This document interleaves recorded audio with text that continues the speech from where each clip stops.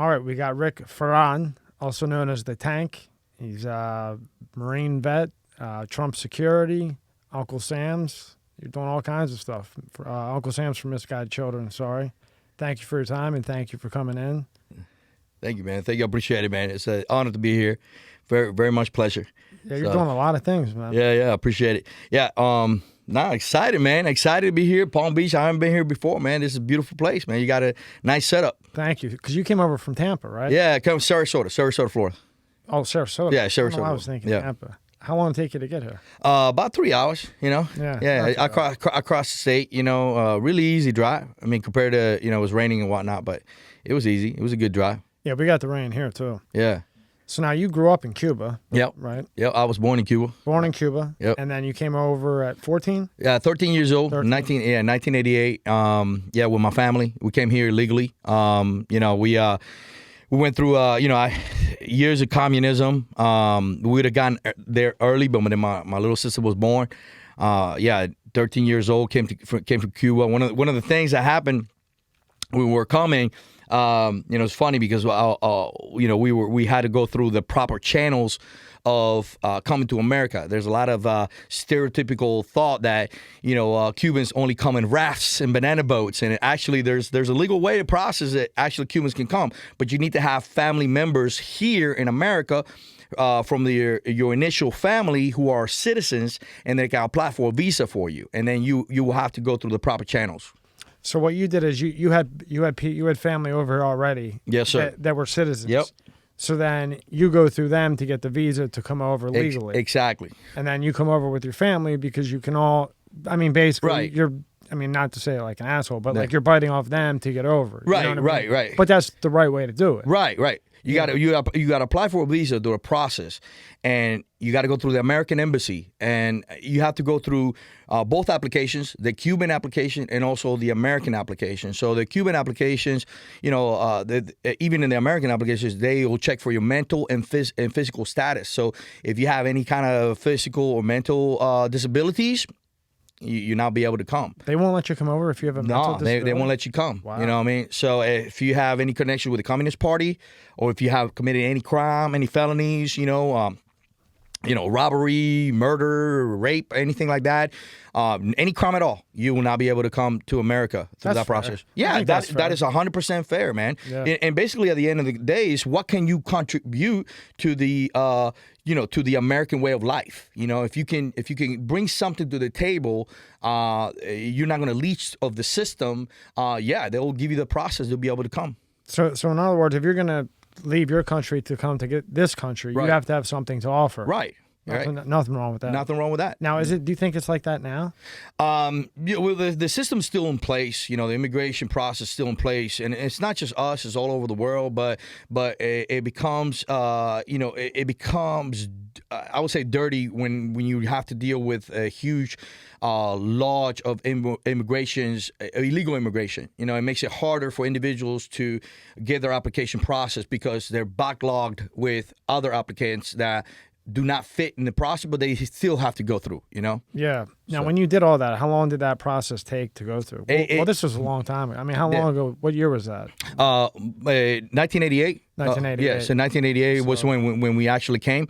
I was born in 1975, but what happened is we got our first visa in 1985, but then what happened is they forgot about my little sister.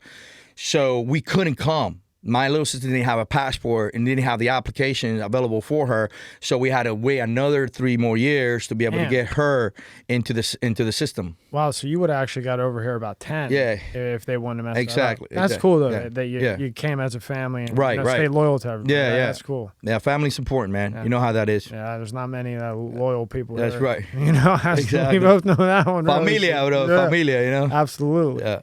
So now, to you, what is communism?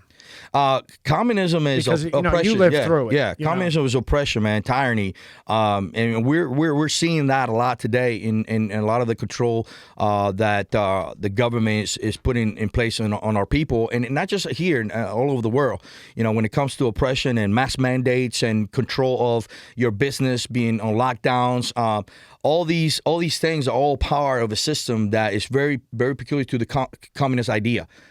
socialist and communist idea. You know, when you're talking about a stimulus check, here's his stimulus check. Here's $1,200, right? We're gonna give you after 6-7 months. You lost your business and lost your home, and you're about to get your vehicle repossessed or whatever. You know, here's a little $1,200, but we're gonna take $12,000 off of you, right, to pay for that $1,200. You know, we're just some good people, right? That's socialism. Now, when you say we're going to take $12,000 off of you to give you that $1,200, what do you mean? We're talking about taxpayers, people that actually put into the system, and they're actually taking them. You know, we are all going to pay. Even our children are going to pay the $12,000 of that $1 trillion, you know, that they put into the system. Oh, I see what you're saying. Yeah. So, like, I'm working, you're working, we're all working. Right. We're paying taxes, and then that's going to someone who may actually need it, but then it's also going to people who are just sitting on the couch. Right. And now they're getting that check. Why the hell go back to work? Exactly. Right? Exactly. You know, and that's what communism is, kind of. Man, it's, yeah, or a part of it. That's pretty much. You know, take from the working class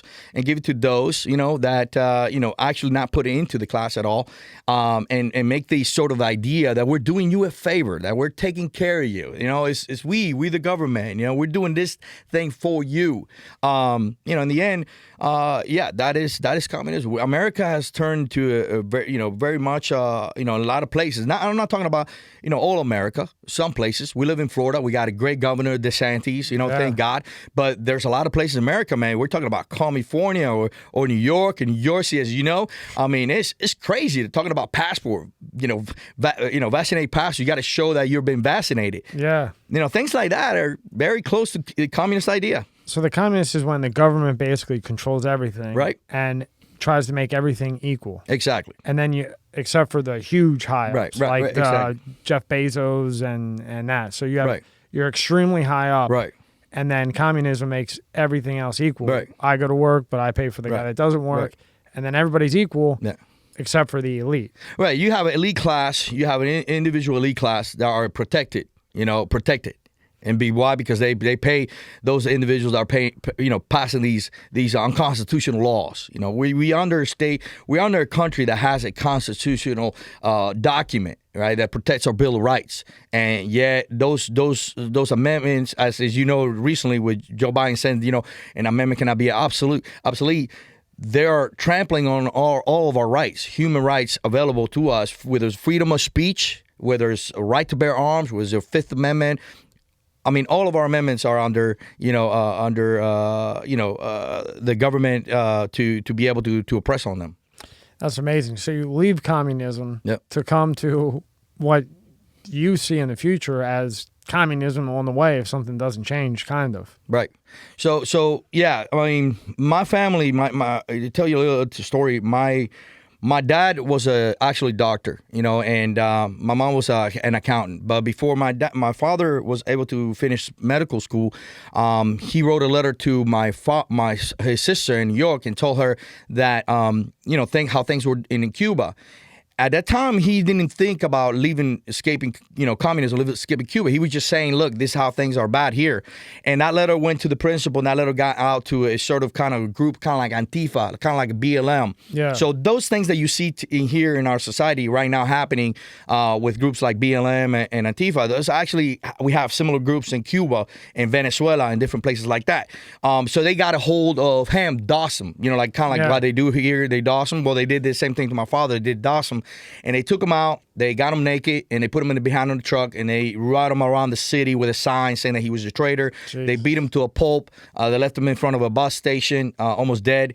And then my grandma found him, naked in front of, with newspapers. That's when my father decided, this is not going to be the place for me to hear about to create a life. Happened. Yeah. Thank you. I appreciate that, man. But that's one of the things, my dad said to me. He said, if you cannot speak your mind, if you cannot express yourself freely, then you're not a man. You're a slave. I mean, you could be the richest or the poorest. It doesn't matter. If you cannot speak yourself, you give your opinion out, and you're going to be intimidated, beaten, or whatever, worse, for speaking your mind, then you're not a man. You're a slave. What is the purpose of living in this world as a man if you can't speak your mind? Because it's supposed to be a free country, right? So that was the first step. Then after that, he met my mom. My mom was an accountant, actually working for the government. Part of my mom's family actually is very connected to the Cuban regime in the communism side. So So they got married. They had me, and then 5 years into it, my father decided to make a call to my grandfather and say, "Hey man, I want to get out of here," and all the calls were being tapped. So it's no different what's happening today with social media and the technology that we use is that we have these agencies that are being turned against a certain group of people because of the belief system that we have, conservative belief system, and they're hunting us down like dogs, right? So, I mean, it's not a fair justice system. That's communism, that is good. So it's protecting a group of people and their views, but not the other. Is that a free country to you? Is that America to you? Right? No. So the same thing happened to my father, and at the time my father couldn't finish working in the medical field, and he had to go work as a accountant for a kind of local agency. So they came to his job. I was 5 years old. They came to his job, and I was 5 years old. I was staying with my grandmother and my step grandfather at the time, and they came to his office with a truck full of guys, kind of like BLM or Antifa, and they came in. With machetes and different sort of weapons, made up weapons. And they were looking for him, and they asked for his boss. His boss came out and said, "No, he's not here." But by that time, they already had warned him. They said, "You got this group here looking for you. You better get out of here." So my father left out from the back of the building and ran home. As he was running home, they kind of warned him. They say, "Hey, man, he's escaping out from the back of the building. Go get him." And I heard, man, I still remember to this day. I'm 5 years old. I still hear the screams and people in the neighborhood screaming.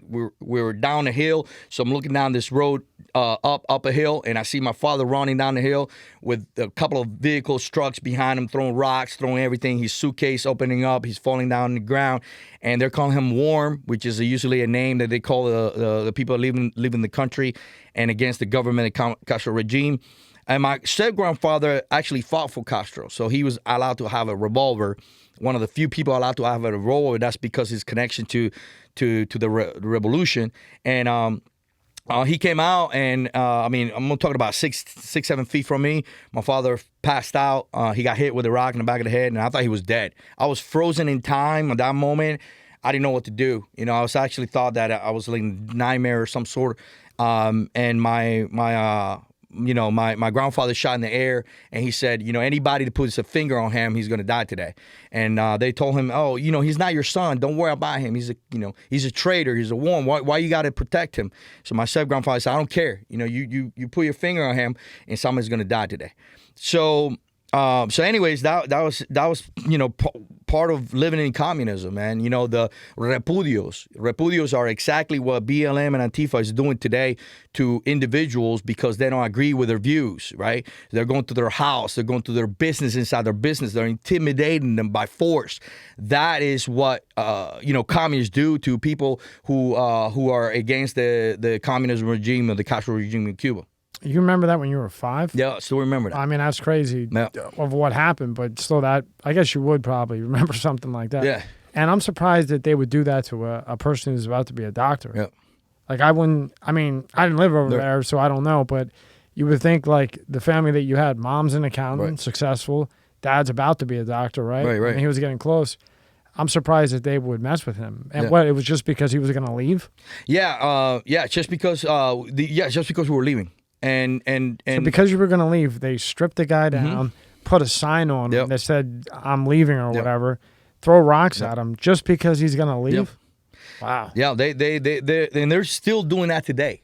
Like you get caught speaking against the government in any way, shape, or form, against Castro in any way, shape, or you get blacklisted, canceled.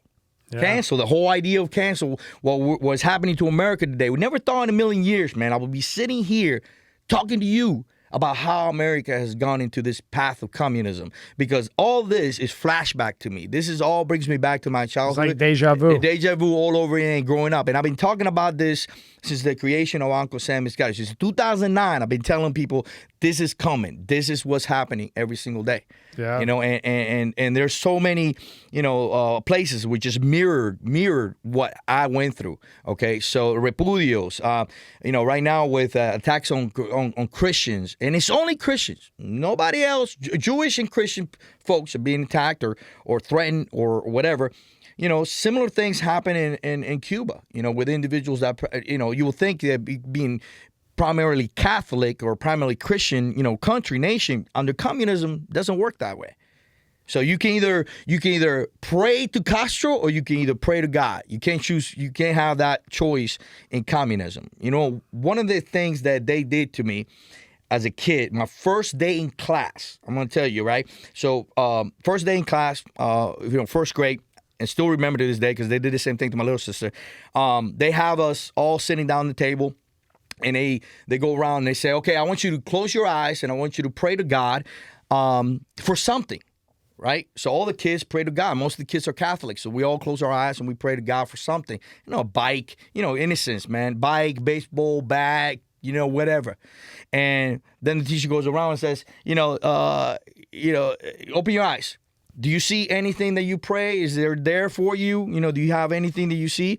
And we're like, no, we don't see anything. It's okay. So, all right, close your eyes, and I want you to. I know where this is headed. Castro. Yeah, I want you to pray to Castro. I know it. Fidel Castro. I want you to pray to that man right there in that picture, and I want you to pray for him for a piece of candy. And then, all the kids close their eyes, and they put a candy on all of us in front of them. You could feel the teacher coming to your table. It is fucked up. And then they put the candy in front of us, and they say, okay, open your eyes. That's the first introduction of brainwashing to communism. All right. So in 2009, when I saw a news video in CNN, I don't know what it was, where this school in America was singing a song about Obama, I knew right there. I was like, okay, wait a minute. In Cuba? No, here. Oh, here. Here, what's happening here, man. They had these kids, primary school, whatever, and this teacher created a national anthem with Obama's name in it. And they had all these students, all these Americans singing a song about Obama, and I knew right there, this is the start of a brainwashing right here, bro. Yeah, and whoever it was, just the fact that they were singing a song about a president, right? Yeah. It doesn't really matter who it was, generally. Right, you know what I mean? Yeah. Holy hell. So did you ever hear that, Rob? That's crazy. Yeah. And then you never hear of it. That's the crazy part. Yeah, that is the crazy part.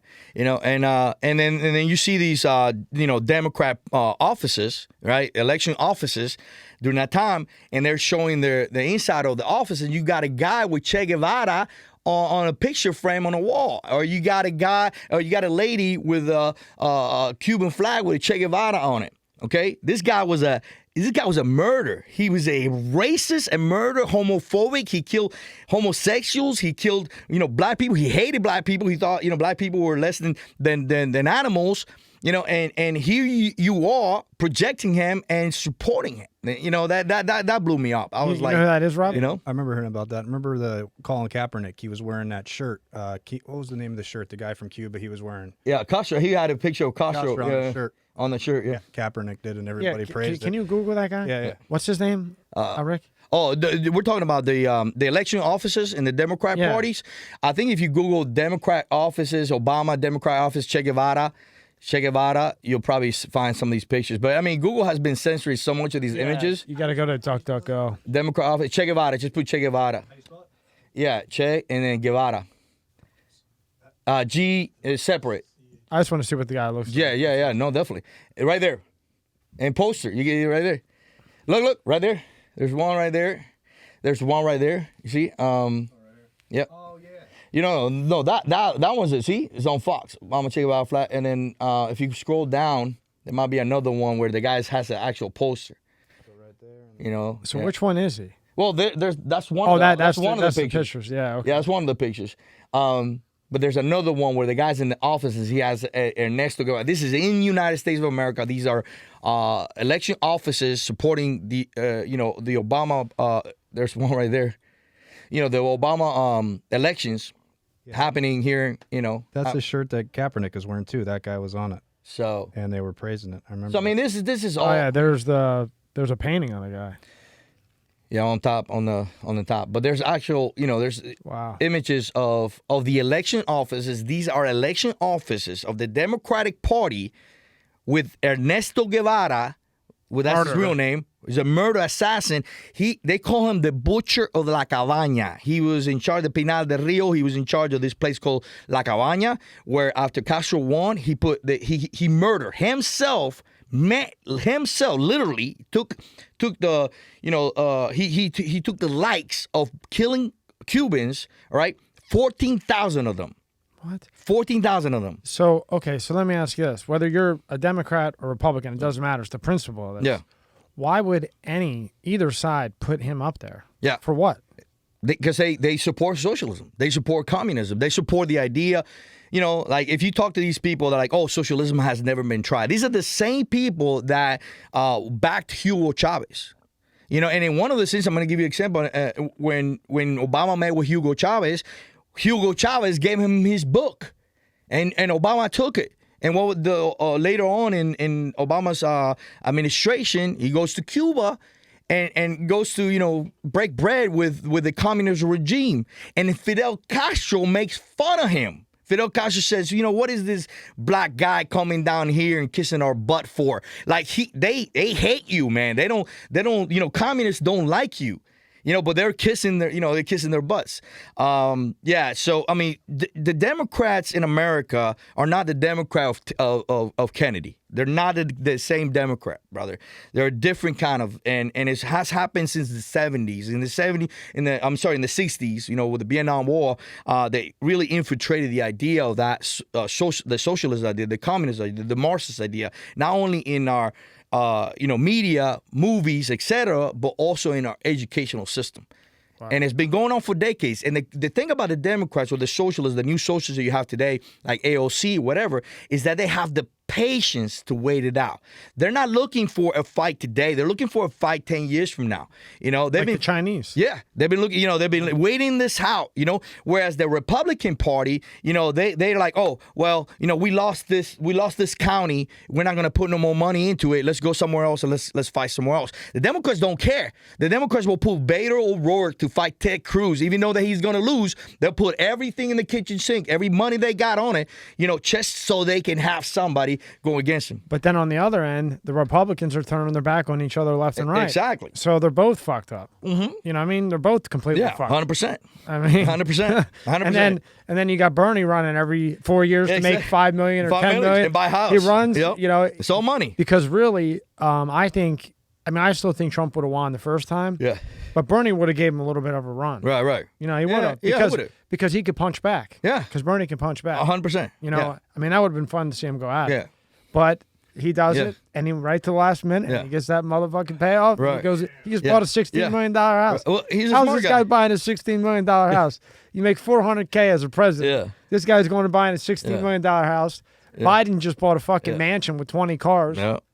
Clinton's getting $500K of speech to nobody. I need to run for president. What's that? I'm going to run for president. You are? As the big. At this point, I'll vote for you. Yeah. There's I think there's a cartoon or meme or something like that. It's about that. It's like a kid talking to the dad, and he says, "Dad, I'm gonna be this." And he's like, "No, son." He's like, "If you want to be, he's like, become a politician." You know what I'm saying? It's the legal way to become a criminal. When it comes to Bernie Sanders, right? It goes back to that indoctrination, right? Look how much in America supports the idea of socialism. So Bernie Sanders, what he offered? Free college.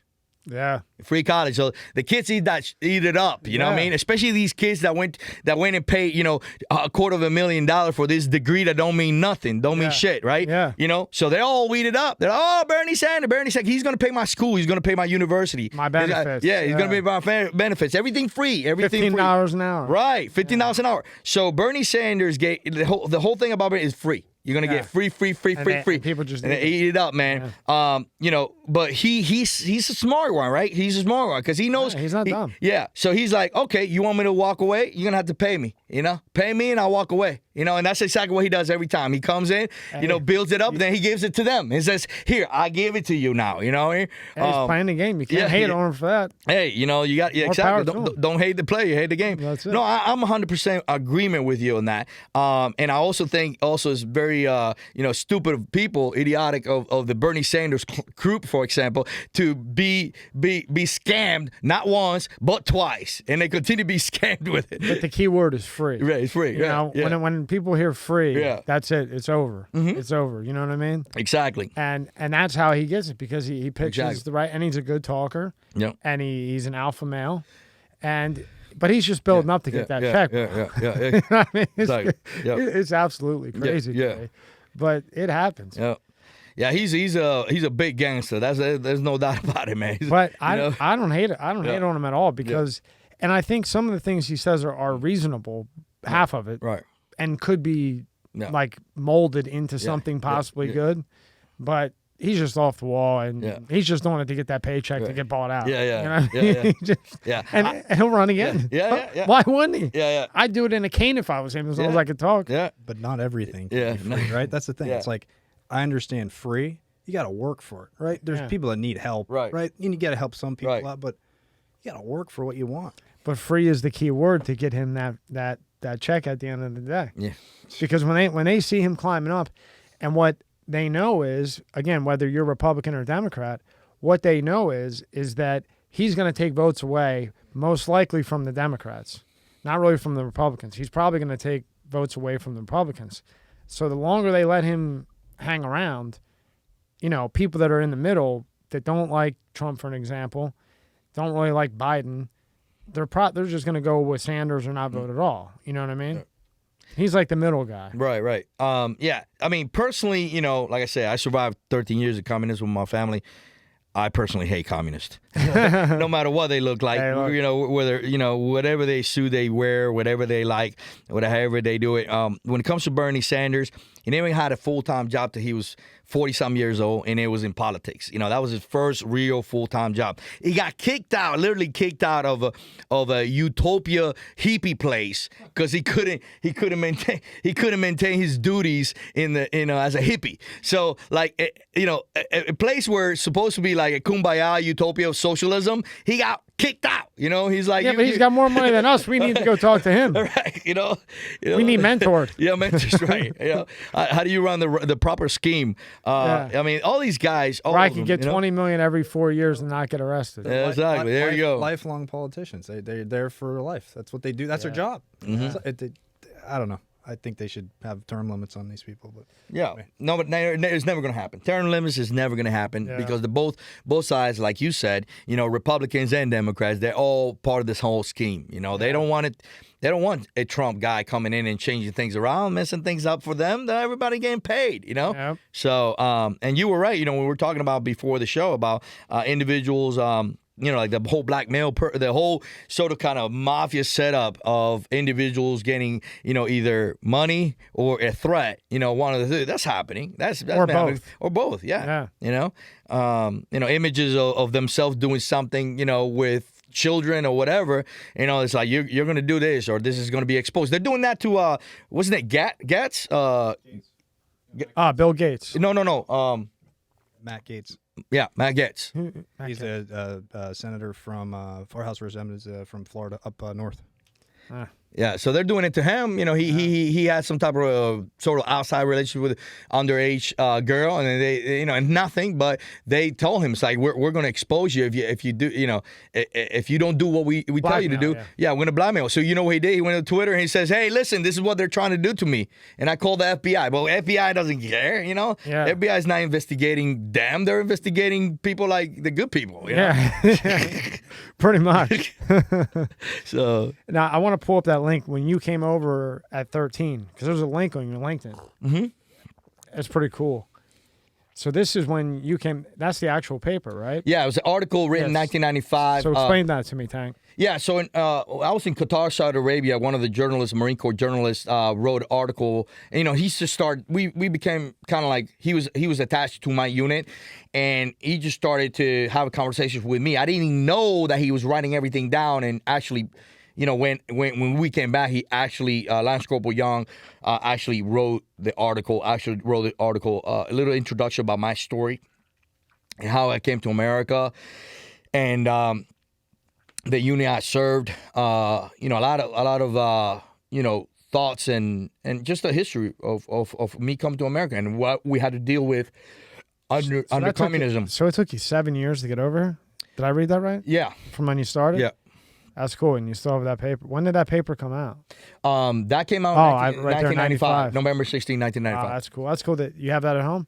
Yes, That's I got cool. a copy of That's that a cool thing to have. Yeah, you know what I mean? it does. And when it came out, man, so many people. Like I'm walking to the chow hall, and then even the gunny sergeant major, they all looking at their paper and they're looking at me and they're like checking my hand, and I don't know what's going on. I'm thinking like, maybe I did something wrong or whatever, Yeah. And they're like, no, man, and you came on the newspaper, bro. And I'm like, what?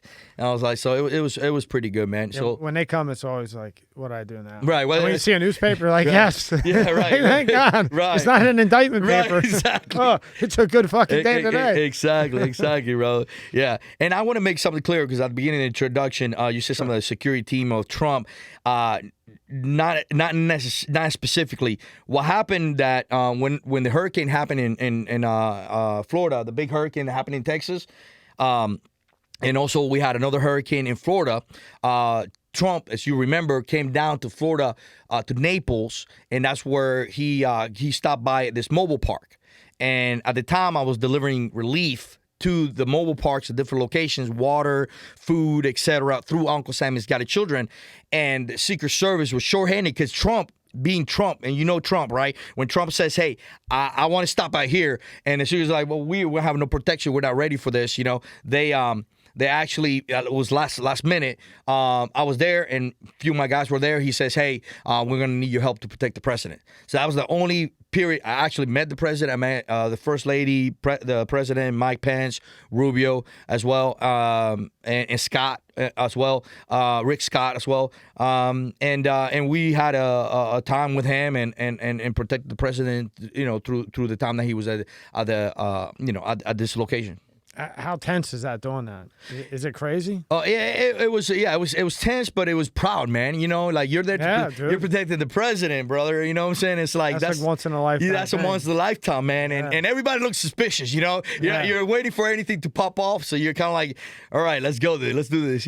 So when you're there protecting the president, when you're looking around, what are you looking for? I'm looking for anybody that's looking to, I'm looking for suspicion for myself. Looking for suspicious activity. I'm looking for individuals that are carrying something, maybe moving too quick, maybe moving too fast, looking at the president and really just focusing tunnel vision on the president, just looking like they just, they're looking they're about to do something, Because when I see it on TV, it just looks like statues everywhere. Right. Like just like stand still. Yeah. So you're just constantly grazing around the room and just looking for somebody, and then what do you do? Kind of like marketing your head like him.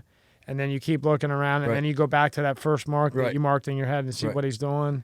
Right. And then just look. And then, if you saw something not right, do you radio to one of your partners? Well, and say, right. So we had really short time to do this, but we could tell the Secret Service who was next to us. So every one of us had a Secret Service who was really well trained on what was going on, and they already had a language behind it. So one thing I noticed when they were doing what you're saying they were doing, they actually do, is that they were standing and they were making signals with their hands. So they will do this, okay, or they will do this, right, or they will do this, right. So anything, or they would put their hands down, or they would do this. So me being in service in the military, in the Marine Corps, hand signals. You know what I'm saying? So each hand signal, and they will communicate that way back and forth.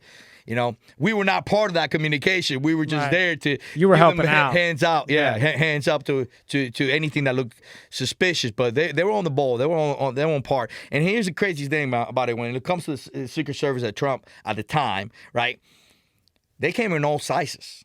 I mean, you had, little Asian girl about 100 pounds, and you had this tall dude. Yeah. They came in all sizes, So you have no idea who dealing with, man. You know what I'm saying? So, and you knew that little Asian girl who weighed about 105 pounds, she could put you down. There was no doubt about it. You know what I mean? So when you were there, they had a 100-pound Asian girl loaded, ready, locked, loaded, and ready to pump. Yeah, and everybody was dressed, khaki pants, flannel shirt.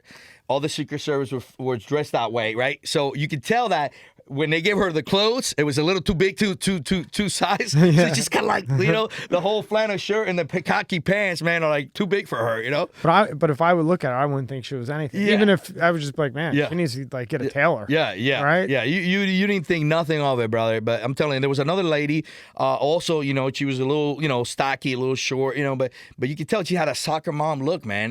She was packed and loaded. She was ready to go, man. She had those eyes, like just go right through you. You know. Yeah, I call them the Death Star. The Death Star, bro. You When know. you see that, you know somebody's done something a few times. Exactly. Yeah. Yeah, whenever you look at somebody in the eyes, you can tell real quick that they've been through some shit. Yeah. You know what I mean? Yeah. How many were in the group? For I remember, there was only like about 4 or 5. For I remember, but I'm sure they, you know, when we talked about that, I'm sure they had some snipers showed up, you know, and they kind of got on top of some of the roofs that were available to get on top of. Yeah. But it was it was a very unsecure situation. You know, the mobile park, and behind it there was a lake, and it was like after that, which is nothing but trees and forest. So it was, you know. I mean, for somebody who had to provide security for the president of America at the last short minute, their hearts had to be going about 100 miles per hour, you know? Because as a Marine vet, if you're going to go take out somebody, you want those trees there. You want that place to hide to make something happen, right? Right. Wow. Yeah, exactly. You want to have some cover or fire or where you're taking that shot. And then we also had construction guys. So there were people who came in, and the guys that were construction guys that were cleaning up the place, they didn't look like they were from here. You know what I mean? They didn't look like they were from here. And they had a unit. They had a small group of people came in and search everybody and make sure like nobody had knives, nobody had anything. So some of them have knives. You know, they work in construction, so they were carrying knives. So they took all that from them and they put them on one side. So like they put that group in one little group area so it could be controlled, and then the rest of the the citizens that lived in the mobile park kind of stay on one side. So they weren't playing around. Nah, not at all. Wow. Now, when you met Trump, did he talk to you? You know, it was just kind of like a high. Man, I was starstruck. You know? I look at him, I was like, and I stood there, and there was so many things I wanted to say to him. Starstruck, and like, you want a sandwich? I was like, no, man, I just want to shake your hand, brother. Yeah. He's like, shake That's your hand. if you wanted a sandwich? Yeah. Really? Yeah. You want a sandwich? Like, no, I just want to shake your hand, man. And because he was giving out sandwich to other folks and then the people in the mobile park. Man, he was just so nice, man. He was just, a cool dude, man. And my Pence was right next to him. That's how Raj was. He was just normal guy, just pissed off. Yeah. And he said he wanted to be an actor. And he said, look, politics is acting. They're just ugly. Right. I remember I was dying. Exactly. Crazy. And then, so you get over here. You get over to America. Mm-hmm. You're 13. Right. You're in Miami, right? And then you're living in Miami. What was your first job when you got over here? Well, when I came here, it's funny, crazy story, right? So my family's actually in California. My grandfather was actually in California. So we actually flew to Mexico and then Mexico to L.A.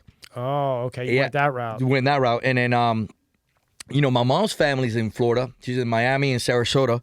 So my mom, being, happy wife, happy life, right? Yeah. So my dad couldn't stay. My dad's family's in Vegas and L.A. So she wanted to come to Florida. So we all, after 6 months or so, we head over here. We spent a little time in Miami, but then we ended up making it home in Sarasota, Florida.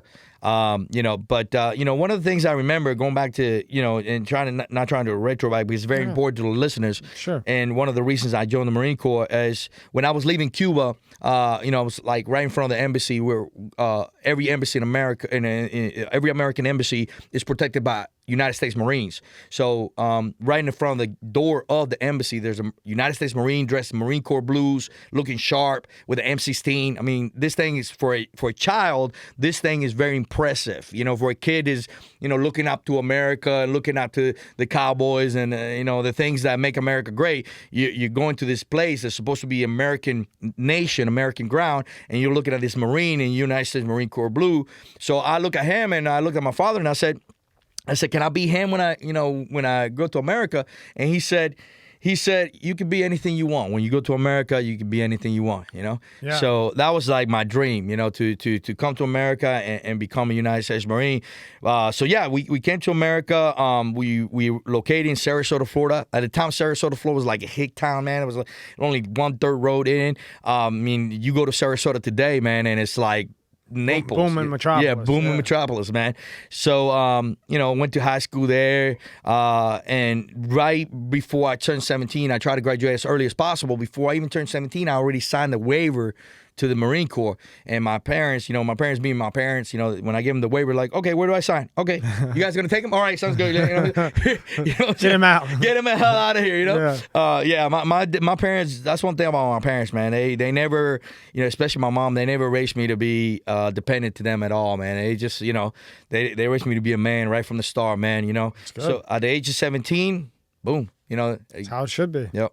I think that's a big problem in today's. Yep. We were talking exactly. So then you get into the Marines, your dream. Yep. How fun was that boot camp? Man, I was super fun. This super fun because you got a kid who Marine boot camp is super fun. It was for me. I'm gonna tell you That's why. the first time I heard that, brother. one. I'm gonna tell you why. Man. For me, I got 3 meals a day, brother. I'm like, I come from Cuba. I come from a third world country, man. Yeah. Like to me, you got food. You know what I'm saying? You give me 3 meals a day. All I'm gonna do is get yelled at. Like you come from an Italian family. You got your mom yelling at you. They're like yelling at you, right? So like I got a DI yelling at me. So I grew up with a Cuban mom, bro. She yelled at me all the time. She beat me up with a damn broom all the time. And like I'm not. This is not about cake. But my concern was passing inspections. Because I couldn't speak very good English at the time. So my English was very like Tony Montana, saying hello to my little friend type thing. Excuse me, I got to give it a shout out to his wife because she's what, Puerto Rican, right? Puerto Rican. And she yells at people and he hates it. But I can't wait to see her go off on somebody. 'Cause I like it. You know what I mean? Shout out to Millie. All right. Yeah, she's Puerto Rican, and from what he tells me, she don't give up. Bro, Puerto Rican women, bro. Sandals. Her mom used to throw sandals at her. Yeah. Puerto Rican. Hey, bro, you better sleep with one eye open and the other closed, bro. I'm telling you. You know what I'm saying? You don't happen to bob it. Sorry to cut you off. Yeah, right. But that's how, he always tells about his wife goes nuts. Yeah. And No, I like it. Yeah. I like it. Lying women, bro. Lying women is spicy, bro. I like when they go fucking crazy. Yeah. Italian women too, bro. Italian, woo, They're bipolar. Yeah. They're all bipolar. Every one of them. 1 minute they love you, the next minute they want to kill you. Exactly. And then they love you. Exactly. But make-up sex is great, Yeah. That's the best that there is. That's why you stick with them. Yeah. As long as you can get to nail them, as long as you don't push it too far, then, then you're, you're grounded. Yeah. Or you lose your penis. Yeah. Well, then you really fucked up. Then you really fucked up. There goes your penis. Yeah. Then you really fucked up. And probably should have thought twice about marrying anybody that could speak Spanish. Exactly. I don't care which Spanish. Exactly. Or Italian. The Spanish and Italian is this close. So if you got any type of Spanish lingo in you, run the fuck away if you're going to do anything stupid. Exactly. Because you're going to be missing body parts. Exactly. And they're going to take the one that you want the most. If you're a guy, right? Man, Latin women, man, there's no coming back from that, man. Especially, especially you got a crush on you, man, and let's say you got an indictment, man. Oh, that's really bad. No thanks. No thanks. No thanks. No thank you. So you're in the Marine. What unit were you in? Yeah, I was a 3. Well, first I was in unit. So when I was in boot camp, there wasn't a unit yet. I came out as an open contract. As a matter of fact, I got to tell you something. I went to the Marine Corps, but I had a waiver for assault and battery. I actually beat the crap out of somebody, and I thought that I was going to lose the opportunity to go to the Marine Corps. So they actually gave me a waiver, but that waiver gave the idea that I had to go in as an open contract. An open contract means that they can choose whatever they want for you. Oh, that's right. Even though my ASVAB score was really high, and I couldn't speak English, it was open contract. So I had no unit yet. But here's the funny story I got to tell you. So when I was in the boot camp, I qualified the highest level of expert shooter. I'm here at 17 years old, never shot a rifle in my life, but I really took that seriously. So, when it came to a rifle qual, I was one of the highest rifle expert shooters in the whole battalion, so that gave me a boost up, and then the other thing was when it came to inspections, I told myself, I say, I'm not going to remember all this history because they teach you a lot of history and a lot of knowledge. And I said, my English is really messed up. I'm not going to remember all these things, but I am going to focus on my uniform. I'm going to focus on my boots. I'm going to focus on my sharpness, make sure everything is sharp. I'm going to make sure my physical, make sure I do really well on the physical. So when it came to inspection, it was funny. And I remember this, you have to yell really loud. So no matter what they tell you, you say yes, sir, or no, sir, really, really loud. So to this day, I find guys that went through my unit and will remember me and say, dude, I used to hear you like 4 companies down, bro. Like we used to hear you say Ferran, really loud. Yeah. So the DI would get in front of me and, look down with the cover and look down. And my rifle is spec, inspections, and go, what's your name, recruit? Like that, And I say, sir, this recruit's name is Recruit Ferran, sir. Like loud, bro, loud. And then he was like, and then you could tell that my accent, right? So the DI's like, where you from, recruit? Like that, with the cover down. And I said, sir, this recruit's from Cuba, sir. Like loud, man. And he's like, what the hell you doing in my corps, recruit? Yeah. And I said, sir, this recruit came to kill Fidel Castro, sir. Like loud as hell. Yeah. And they're like, right. And they just leave me alone, man. And it happened every time, bro. So when it was time for my graduation, I actually got meritoriously awarded. So I got promoted in Marine Corps boot camp. And so at 17 years old, I'm now a private first class. My parents were working 2 jobs. It's 1988, 1993. Look, I came in 1988, 1993. I'm a United States Marine at the age of 17. And, my parents are working 2 jobs, man. Here's a doctor. My father's a doctor. My father's, And just went through hell. Yeah, went through welfare. Working on Wellcraft. Never took money from welfare. Never took money from anybody. Never asked the money from, when you come to America, and it happens today, just to give you a little bit of education to the listeners, Cubans get a lot of benefits, and it happens to a lot of people coming from a lot of these countries, but Cubans get a lot of benefits. What happens is that they are provided with an opportunity. Well, they give them a house, all paid for 2 years. You get a house, 2 years, mortgage, already taken care of. They give you a job, and then on top of that, they give you a allowance. The government does? Yeah. Wow. Yeah, for 2 years. So my father, being proud, whatever, he had to sign a waiver. He said he wanted it. He's like, you sure? He's like, no, I don't want it. So I came here, I just want my freedom. Give me my freedom. Give me my liberty. I'm going to go find what I need to find, and I'll take care of myself and my family. Old school. Yeah, old school, man. And and I get goosebumps right now talking about it. But my father was like, no, I don't want none of this. Just give me, even my grandfather was like, you should take it. He's like, no. It's like, I'm going to do this. Well, I'm going to work for my money. Right. I don't want nothing. Exactly. Free. Yeah. Exactly. So anyway, so my father, man, he was during the day he was working for a company called Wellcraft, building boats, eating fiberglass all day, and then at night he was washing dishes. My mom worked a manufacturing line, and at night she was cleaning homes and cleaning businesses. So neither of them came to my graduation. Like they couldn't make it, they couldn't afford it. So right from there, I went to Camp Lejeune. To MCT school to get my actual school to go for my MOS, the actual thing that I'm going to be doing in the Marine Corps. Because my ASVAB score was really high, they sent me to MCT, and they gave me, listen to this, you guys are going to laugh, they gave me communications.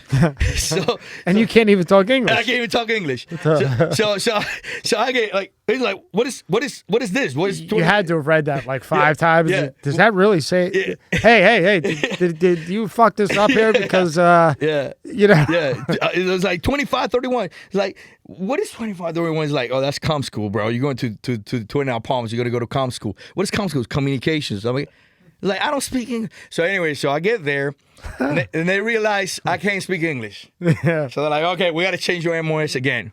And now, how did they not know this though prior to that? Mainly it's my fault because I was doing so well through the courses. Well, they had to know that you couldn't talk fucking English. Yeah, but I was I kept myself away from big words. Yeah, the big words. Yes, sir. Yes, No, sir. No, sir. Yes, sir. And just keep it at that. Just keep it at that, man. And if I say yes, sir, yes, sir, yes, sir, yes, sir, no problem there. Yeah. As long as you just keep saying yes, sir. Yes, sir. Right. As long as you can understand what they're telling you to do. Yeah. Until they tell you to run up the hill and say, hey. Yeah. Is there anybody over the hill so you can tell the SEALs? Yes, sir. And if you come back and you're not shot to death, then they go off. Exactly.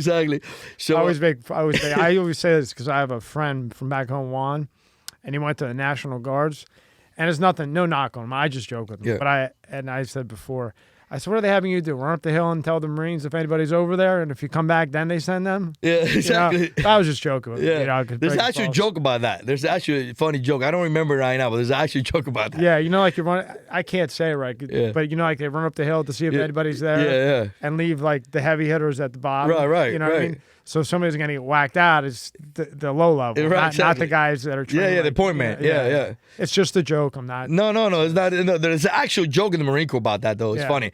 You know, I'm just saying, I'm not putting down any national. How many are they? There's like 5 or something like that. It's a joke. I can't remember, but it's funny as hell. I need to find that. You ever hear that, Rob?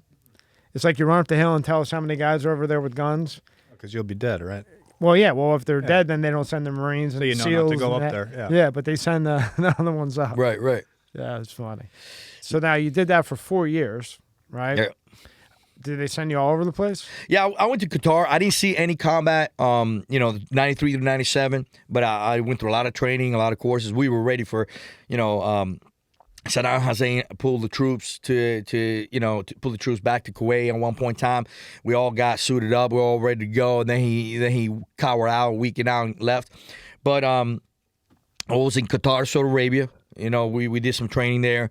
But yeah, man, it was just Saudi Arabia. How was that? Shithole. The whole place is a shithole? Yeah. Funny about a funny place about Qatar. I think you like it for what I'm about to tell you, right? Yeah. So Qatar, because I was there and that's what I saw. So Qatar is a very oil-rich country, and the nationals don't work. So everybody that works, like all the restaurants, everything, is all outsiders. So the actual people, the actual Qatarians, don't ever have to work. They're all so small country, oil-rich. Even the army and military is all paid for, is all bought and paid for. It's all mercenaries. Wow. Yeah. So all training with them.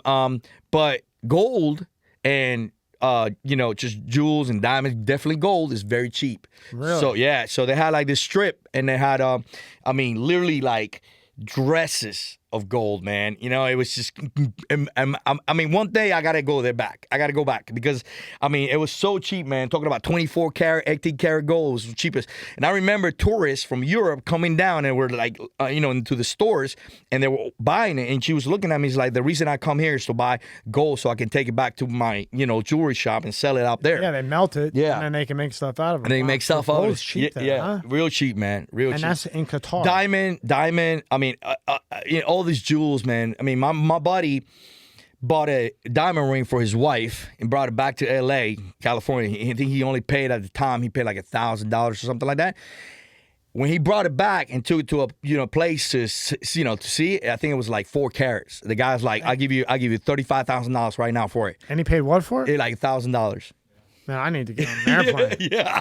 What do you take a wild guess? What do you think the price of an ounce of gold is over there now? I have no idea, but if things stay the same as it was, I think that it'd probably be same. It'd probably be just cheap, just like it was by then. Compared to what it is today, because I know the gold value today. Yeah, if they went through the roof. It's off the roof compared to when I was in.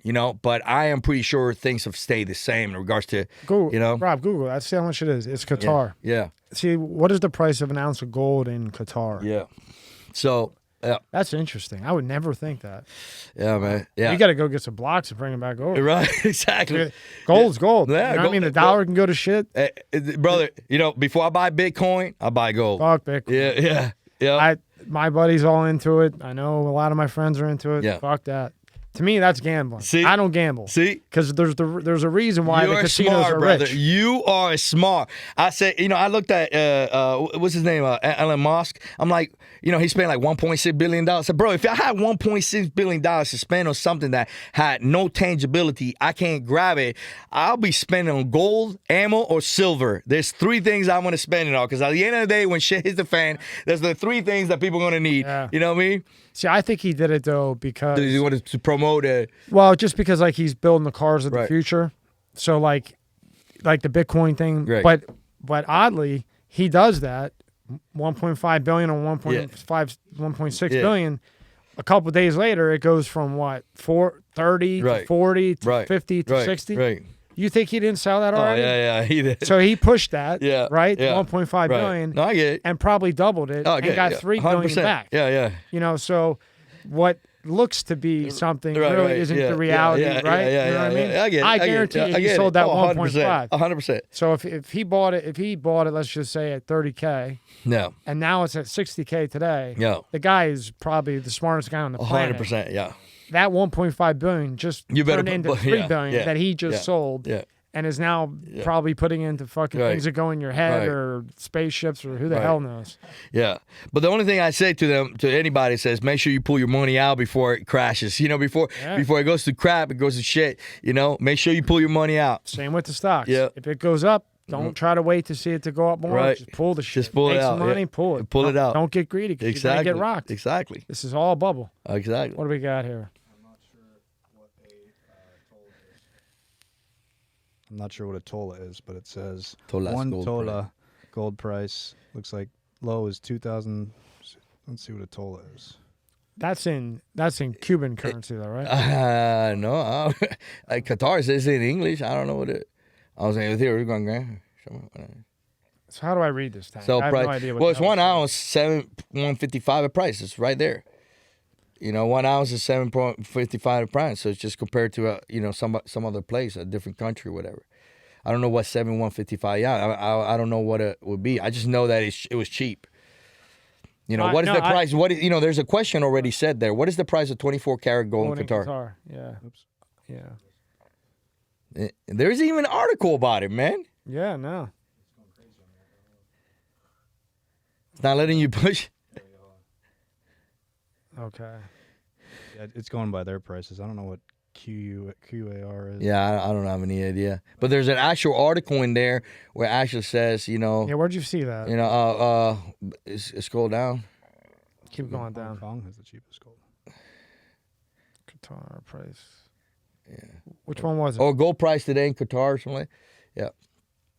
Gold price, that one right there. Nah, low. Go down, that one right there. I'm dying. Yeah. Yeah, that's 1 ounce of gold, 64. So me and Tank are talking. Do a conversion of what that equals in U.S. dollars. How do you say that? Cool. Qatari Rial. Qatari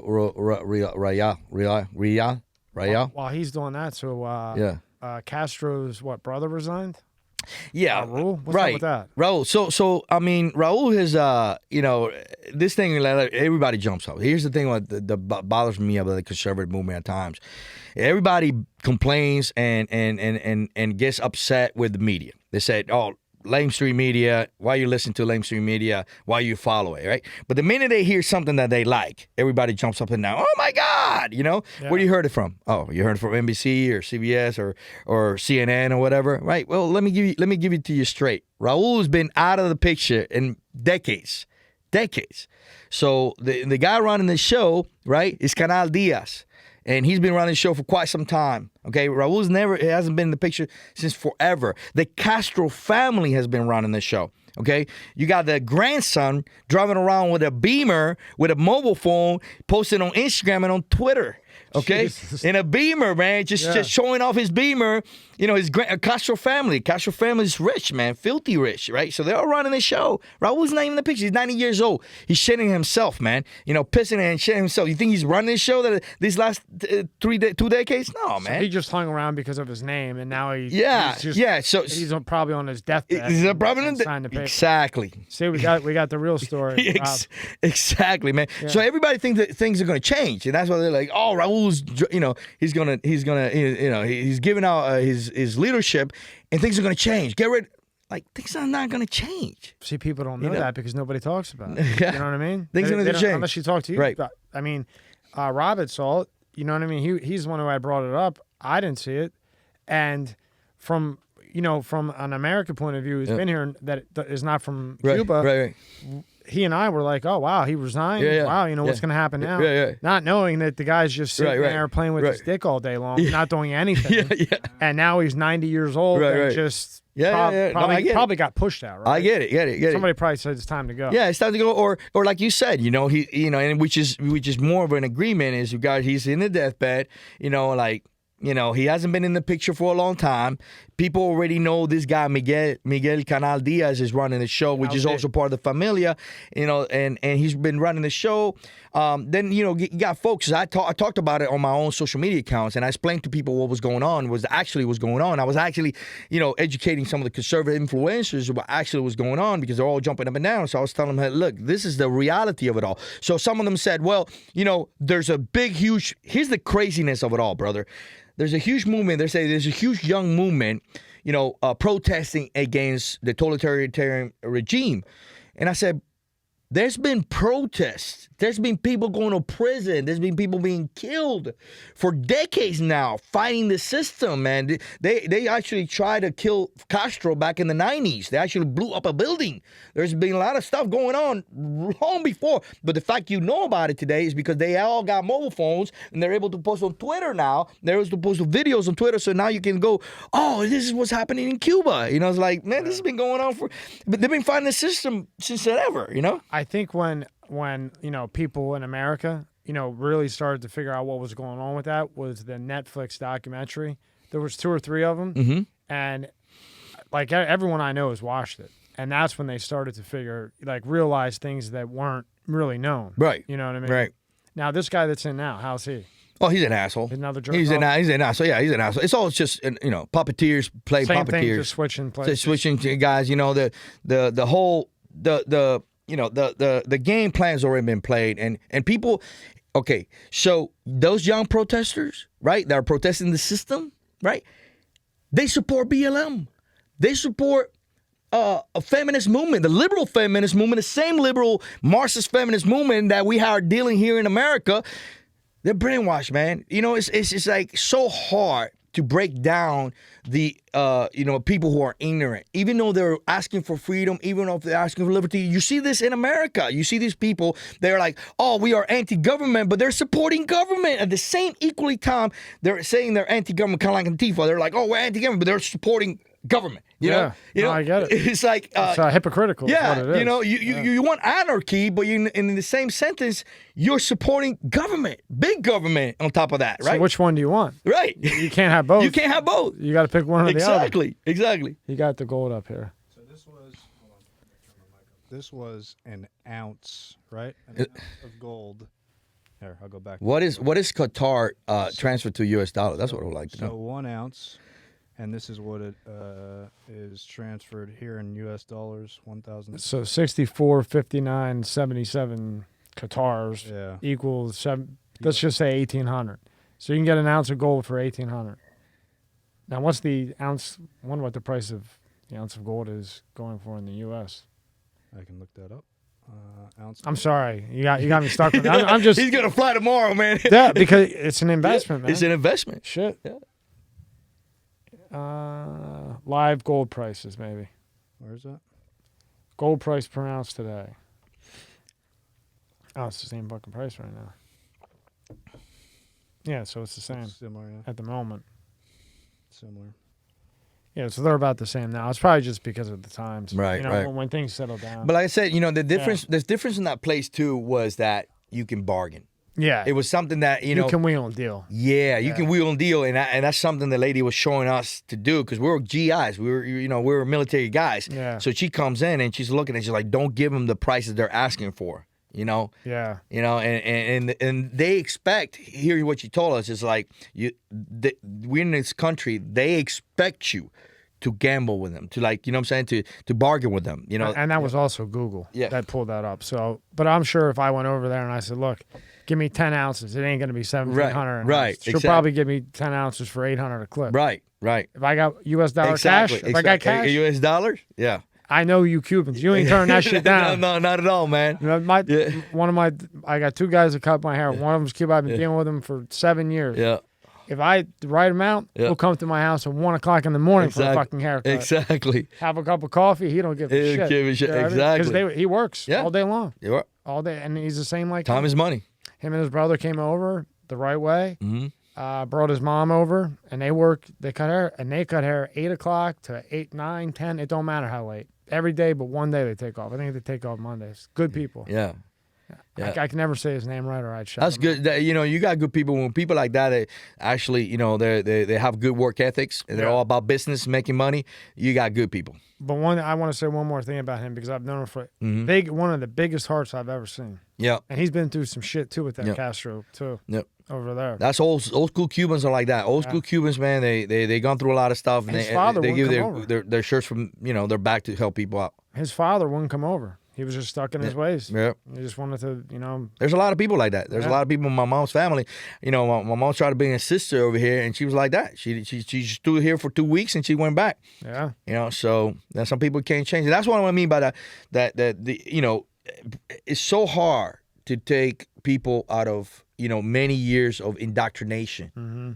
You will think that somehow they will wake up, but even if you give them the proper facts and the proper information, the proper knowledge, even if you put them through years of tyranny and oppression, they're still going to ask for more, man. It's incredible what happens. And I think one important thing is that these people from other countries that do horrible things, they're horrible. Yeah. But what I think needs to be understood is that from the time they were born, Mm-hmm. like. Here you want to go to the NBA, you want to go to the NFL, you want to be a Marine, a Navy SEAL, NFL, whatever. Over there, from the time they're born, their goal or they're, raised to go, say, blow up the embassy, right? So that's all they know. That's all they know. From the time that they're born. Exactly. Just like from the time that over here we're born, we want to be an athlete. Or Exactly. we want to be a, whatever, an actor. Exactly. From the time that they can comprehend anything, that's all they can comprehend. So then when they go do it, that's all they know. Exactly. Then once they do it and then they get caught, Right. and go to jail, Right. and realize what they did, Right. a lot of them start to realize that it wasn't such a good of an idea. Right. So not saying that what they did was like right or Right. anything, but just that I know a couple of, or I've been around a couple of Right. them. What they did was horrible, but I'm Right. saying you have to understand that they were born like that all the way Right. to the top. Right. Right. And it's just a terrible situation. Right, And right. I don't think it will ever be fixed. Right. No, I You know better than yeah. me, but No, I agree with you. I agree with you 100%. And that's why I think that, Trump had the right idea to create a sort of assimilation program. America would benefit greatly for an assimilation program for individuals coming from, war-torn countries or even countries, poverty, coming to America to assimilate to our way of life, civilized way of life. Yeah. Because, you got people coming from Syria and there's war-torn countries. You can't expect them to think the same, to kind of come in and be like part of our Americanism. They just, it doesn't work that way, man. They still in the back of the head, they're still hearing people getting, killed, slaughtered, or raped or worse. You know what I mean? So that's what they see. When they see you, they see everybody. They look at a piece of meat, popsicle hanging from a, from a store. So and they're trained Yep. to get over here. Yep. So they're trained to put on that act that they're running a gas station. Yep. It's just a guy that I knew. He had done some really horrible shit, and it's unbelievable. Yep. It's really unbelievable. And then when you realize that, you're kind of torn because what the person did was so fucked up, but at the same time, he didn't know any different. Right. So it's like a double-edged sword for Right. the guy, Yeah. But at least he's eating it like a fucking man. Right. You know what I mean? Yeah. And not being a bitch and acting like he didn't do anything Right, wrong. right. So Yeah, and that's what you're going to see from these guys. Yeah. People like that, they're actually going to admit to the situation. So, but yeah, it's a tough subject. So. now, how do you get yourself out of communications? Once they move you to communications in the Marine, how do you get out of there? Communications, man. All right, so they wanted to. So I went. The gunny was a Puerto Rican guy. So you were in with them, right? Yeah, so the gunny calls me up. He's a Puerto Because Rican I know guy. he could. Yeah, speaks if I Spanish. can speak Spanish, you can You speak speak Spanish. yeah. We're already We're on the same subject. So he say, look, man, listen, look, hermano. He goes, I only got so many MOSs I can put you in. He goes, I'm gonna make you a cook. Yeah, that's the same thing. That's the same thing. That look you just gave me right there, man. I was like, what? What'd you say? Communications to cook. Cook. And you're the best shooter in your team. Yeah. So the guy. So I looked at him. I was like, listen, man.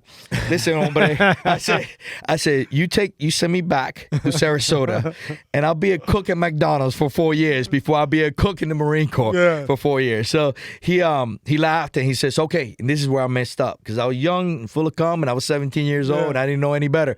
So there's a lot of 03 is a general first initial of various MOSs in the infantry. Okay, what's MOSs? MOSs are kind of like if you went to college, right? Yeah. And various RAMs or various education levels. Okay. Right. So business management for for the civil industry or the medical So industry. it's like the level and what category? What category kind, Yeah, right? okay.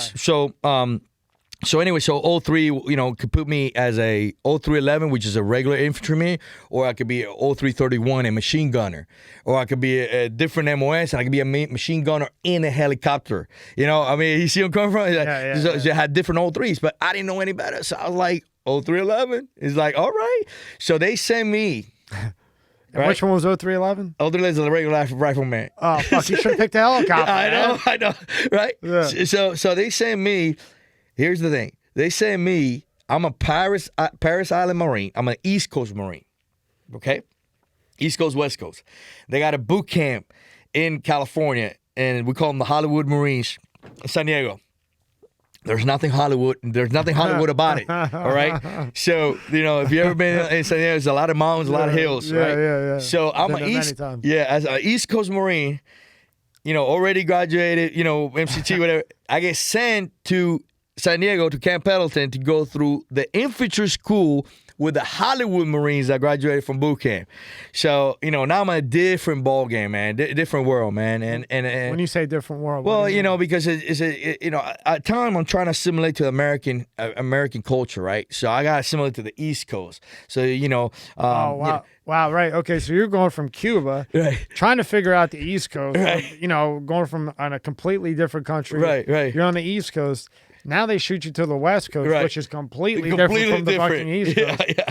Man, your head's got to be spinning. It's spinning, man, 100%. So I graduate, and then Camp Pendleton is like right near to Mexico, So we went to Tijuana, Tijuana, Mexico, man. We got to see the donkey show. I don't know if you know what that is. Yeah. You know the donkey show? Yeah, we see some crazy stuff, man. I have a friend who was in the service, and he used to talk about the donkey show. What's the donkey show? Let's just say they have some fun with the donkeys. You think that's online? I don't think you'll be able to find that online. X-rated. Oh, it's X-rated? X-rated. You can definitely find it online. What are they? They're banging donkeys? Yeah, they're banging donkeys. Wow, that's interesting. Yeah, banging donkeys. What? Females banging donkeys. Females banging donkeys. Yeah, the donkey. They actually do that shit? They actually do that shit. Donkey show. Wow. Anyway, so and people go to this? Yeah. And when you're drunk and you got nothing else to do, man, you're gonna go see some crazy stuff, So, and we're a bunch of Marines, and a bunch of dudes, bunch of crazy dudes. We're like, hey, let's go watch the donkey show. So, women fucking donkeys. You get enough tequila in you, and I guarantee you. No, I agree with you. I probably would go and throw up. Be very confused. I don't know if I would look at getting laid the same way ever again. You know what I mean? Yeah, man. So it's pretty crazy. Yeah, I mean enough tequila, Patron. Yeah. I don't know where I'm at. Yeah. I think I'm dreaming when I see a girl getting railed by a donkey. Exactly. Yeah. That's fucking interesting. I can tell that much. Exactly. Yeah. You want to go to a donkey show? That's when you take the Rustin, you want to go? Take the mushrooms. Take the mushrooms before that. Rustin, you can play the drums. You can play the drums while the donkeys are getting in. Yeah, yeah, definitely. He will be in there. He will be all over. He's lying. He'd go. Yeah, he'll definitely be all over. But so in one of these times, one of these funny trip, we ended up. I learned a lot about the Mexican police. So I'm drunk as hell. Me and my boys were drunk as hell, and they keep pushing me out of this club. And the Mexican police is outside the club waiting for somebody to get pushed.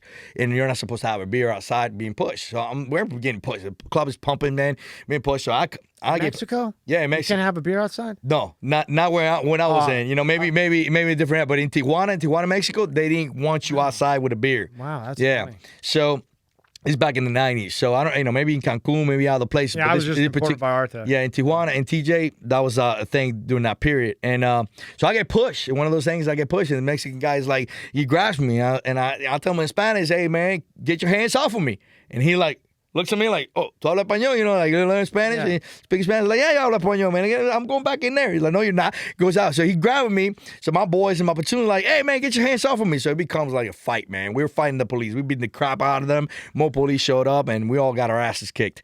So we end up in jail, Mexican jail. And How was that? yeah, not too fun. Not too Anyway, so we're, they take. I've heard. They I've heard that's not a good time. Yeah, the good thing is that we were all together. So Yeah. like we were, all, You just deal with it. Yeah, all 6, 7 of us, like bring it on, But nobody messed with us, The whole thing we were stressing. We would not care that we were in jail. We were stressing that next day we had to be on formation. And we had to get the hell out of there somehow, some way. But they took our wallet, so they took our money. We don't know what to call, who to call. And they know, like the police, everything, they all know what's going on. They've done this before. They do this all the time.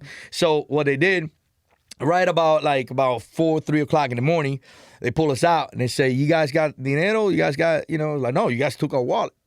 And we had money. We just got paid, so we all got cash in there. We had maybe each of us had like $300, $400 inside the wallet. And like when they give us the wallet back, we had no money. They took it all. They wiped it. Money. It's like so we're like, yeah, we have money. Well, we in the ATM. We got to go to the bank. Yeah. They drove us to put us in a cop car, drove us to the ATM, and they lined us up, and we all had to take money out and give them to them right there in cash. That's fucking yeah, and then we took off, man, and we ended up being on shouldn't say this, formation but on that's time. cool shit. So that's our first introduction to the To the West Coast. to the West Coast. Not so good, huh? Yeah, not so good. And then I graduated infantry school. And they sent me back to 29 Stumps, man. Middle of the day, they sent me back to 29 Stumps. But I really enjoyed it because I have family in Vegas. I have family all over. So every 3 hours, I would take off and have a really good time. I met a guy, Sergeant Cruz. If you watch this show, really funny. You see the movie American Me, right? Yeah. And this dude fit that profile. He was a Marine. He was a sergeant. What was his first name? First name Luis Cruz. I had John Cruz in here, and he was a Marine sergeant. Yeah. He was in the Cold War. Yeah. He did the Cold War. Yeah. He went through some shit. Yeah. He was stuck at. How long was John stuck in the woods for?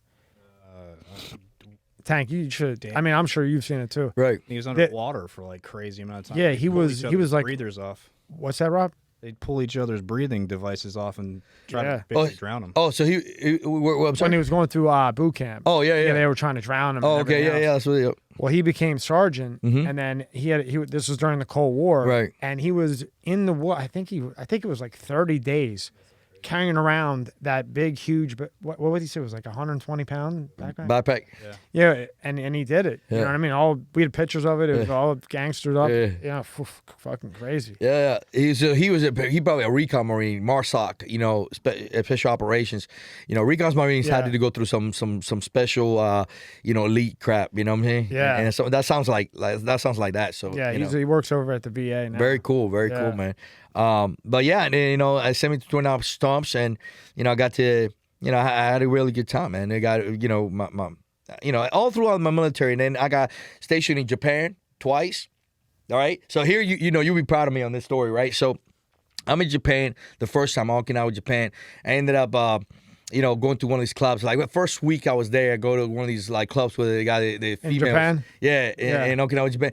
And I mean, Mama-san, so it's like Mama-san closes the club starts closing the club early, and the Japanese are fun. They're funny. If you got like dark hair or whatever, they kind of like you more. I don't know why. If you're Italian, if you're Cuban, Puerto Rican, black, whatever, they just like they sewn to you more. Okay, and so I made a really good relation with Mama-san, and like. One of these nights, it was like midnight. So Mama-san like, we out to drink. We out to drink. You gotta leave. So we are like, okay, it's like. So I go to Mama-san, like, what's going on, Mama-san? She's like, no more beer, no more alcohol. It's like, okay, like, well, we can go get more beer.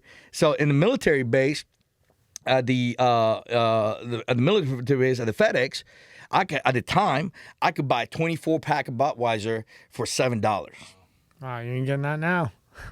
So at the beer, each beer, Mama-san was selling it for like $5 a pop. Wow. Yeah. Yeah. So you know me, man. Ding, ding, ding, ding, ding. ding. Yeah. So I was like, okay, Mama San, this is what I'm gonna do. So I took my first paycheck, man. I went to the PA. I loaded up, man. You know, booze, buy all the different beers, man, alcohol, whatever. Loaded up. I got a guy that was stationed there. Actually, had a vehicle. Put it in the back of the vehicle and started driving. Man, I started making like $5,000 a week, man. I was making so much money. Yeah, because they close at 12, right? Yeah. So I didn't know what to do with it, and then some of the other shops, you know, Papa San, Mama San shops, they started getting mad because she was selling the liquor and the beer cheaper and keeping the club open longer because she had more beer, more alcohol. Because of you. Yeah, because of me. So they finally figured it out, man. And then the base got a word of it. So I started figuring it, you know, I was like, oh, you know, I started realizing what was going on. So I had connection with MP. And I was taking care of the MP, and the MP will let me go through the gate, and he will tell me what time to go through the gate. So I was taking care of everybody, making sure everybody got money, you know. And that's the shit. you know. I love that shit. You know, just take the fucking money and look the other way. You're not doing anything that bad. Exactly. So anyways, you know, I knew at some point in time, like somebody was telling me there were too many people. There was too many people talking about it at the base. Yeah. And Mama San told me, watch out, there's the other guys. Yep. So the Papa San, the other shops decided to get in the competition, and they got a bunch of idiots to do the same thing I was doing, but they didn't know the game. So I just stood quiet for a while. I stood kind of underground for a while. As a matter of fact, I ended up going to one of the training exercises for like a couple of weeks. Yeah, and let them take the hit. Yeah, and when I came back, that's what happened, man. A couple of idiots got a hit, man. Nice And move. they got caught, you know. So Be smooth. Yeah, so Let them get hit. Exactly. So everybody thought like, oh, we got the guy. But they changed the rules. So now you couldn't go to the FedEx alcohol, the alcohol store and buy so much liquor, unless it was your birthday. So I would go around the barracks, you know. I see whose birthday it was. Whose your birthday, man? Your birthday? Like, bro, $20. Let's go. I'll get you whatever you want, bro. Whatever you want. Whatever, you know. We'll celebrate your birthday today. We'll get you whatever you want. So I'll give him whatever he wants. Give him $20. Pack my freaking car and then go head out to Mama San's. I would have done the same thing, and then I would have got 10 different people to go in because they wouldn't let you buy it all. Right. And I'd be like, here's $20. Go get as much as you can. Yeah. You know what I mean? Yeah. Just rotate the shit. Just rotate. Yeah, So you know, and I did well, man. I did well. You know, at the end, you know, my second trip down there, you know, it's funny. You know, one of the clubs was called the Club Pyramid, and it was the ownership was Puerto Ricans who parents were GI, married a Japanese lady, and they ended up staying there, living there, and growing up there. So they actually spoke Spanish, spoke Japanese, spoke English. You know. And I hooked up with them. At the end of like my last night, the day before I had to fly, man, he comes down. He's like, let's drink, man. They closed the club, and they had this big, huge, like, was like $25,000 bottle of cognac, and they dip it out, and we started drinking. It was good times, man. Now, did the $25,000 bottle taste any different than the regular bottle? I just had to ask. I was so drunk. I don't remember, man. It all tasted the same at that point. Yeah. It's all the same, you know. That sounds fun, though. Yeah, it was good times, man. They had this place called another place. Here's another funny story. They had a place called The Stage. And it's still, I think to this day, they still have the place. It's run by the Yakuza Mafia. And The Stage basically it's a running stage, and it's a moving stage. And the Yakuza kind of sits on a corner, sits in a place, and then you have people come in like regular folks. And you play a dice game. You play this game. And if you win the game, you get to fuck the girl on stage. Really? In front of everybody. It's called The Stage, right? So the Yakuza Mafia always wins. And where's this? Japan. In Okinawa, Japan. But you're going to lose it. You're not going to get to nail the girl. No, the Yakuza always wins, but they get to choose who gets to nail the girl. They always win. They always win. They get to choose, you know? They always get. They make you believe that you're playing the game and you actually win, but they actually always choose. They never fuck the girl on stage. They watch you fuck the girl on stage. So, wow. Yeah, and it always gets funny. I realized later on, they always pick the black guy, you know? so anyways. Well, they say once you go black, you never go back. They always pick the black guy. So, but it was funny that, we had this guy named Williams, and he was pretty well endowed, and they picked him. William had a couple of drinks on him. Oh, but I'll get to the middle of the story. So when you go to the urinal, like you're really up against the urinal if he's next to you. Oh, I don't know, man. I tried. Or, I mean, you're not standing back. You're not standing back going toe for toe, right? I had certain etiquettes about going to the bathroom with dudes, so that would never happen. So try to stay away from going to the bathroom with dudes, man. The only time we had to go there is the Barris Island. After that, man, I was like, all right, this is enough of that shit. But anyways. All the girls were all imported, for all Latinas, all Hispanic, all from Venezuela. Beautiful, beautiful model-looking females, man. So when I show up, this girl shows up. She's she's showing her breasts, and she's the waitress, and she's asking me for something to drink, and I look at her and like, you're not Japanese. Like, habla español. I told her, you speak Spanish. She's like, yeah, you're from Venezuela. So I was talking to her. I started macking to her, and she tells me, yeah, I'm a model. I came here for work, but they gave me the job. So basically, they took her passport. They told her she was going to be a model, and work for them, but they gave her a job. So I started kind of feel sorry for him. Like, oh, man, I got to save this girl. Comes Captain Save-A-Ho. You got to come save her. Captain, come save her. I haven't heard that one in a minute. What, Captain, come save her. Yeah, I remember that from back in high school. Bro, I'm save her. Yeah, I'm 19 years old, man. I'm like, my eyes, so. Yeah. But anyways, so. Did he save the hoe? Yeah, I'll get to that. So Williams gets to go on stage, right? And Williams, he's drunk as hell. He can't get it up, brother. Right? So he's out there can't get up. He's in fucking Japan. Go get a Viagra for fucking 50 cents. He can't get it up, man, because we're all cracking and laughing and joking, and the Chikusa's just there, a straight face, man, deadly face, like they're about to kill us, and we're like, oh man, if Williams doesn't get it up, man, we're all gonna die in here. We're all gonna die. And man, that girl, Latin girl's doing everything she can to get him up, and nothing's working, man. You know what I'm saying? So I would have hated to be that guy. Yeah. So I would have went to the bathroom and acted like I was puking. Yeah, I would have ran. Yeah. So we got this guy named John Lucas, man. He's just private, man. He completely, this guy completely shitbird, right? He was from Alabama and straight up like redneck. This guy, he could drink us. He could outdrink all of us. Little short guy, ugly as hell, little short guy. So he's like making more jokes about Williams. He's like, man, if I get up there, I'll show you off, blah, blah, blah, blah. And so William gets mad. He gets off the stage. He gets mad. He gets off. And John Lucas jump on top of the stage. And the Jacuzzi Mafia was going to stop him. They're like, no, go ahead. Let him do his thing. John gets up there, man. And he actually creates the biggest porno, video on the stage they ever had, man. He screws that girl in everywhere you could possibly think of. I started as like, rah, rah, rah. And like 2 hours in, we're like, it's like, man, we're done here, man. We're going to get out of here. How much longer we got here, right? You know what I'm saying? The girls like literally trying to run away from the stage, but the Yakuza were having a good time, man. They were drinking, they were buying us drinks, and they were like, hey, keep it going. And we're just like, okay, just keep it going. But we, so anyways, the whole time this is going on. So Williams never got it to work. Yeah, so Williams never got to do it. It was, but it was, it is what it is, man, It happens sometimes, I guess. We couldn't stop joking about with him. But anyways, so now I'm Captain Save-A-Ho.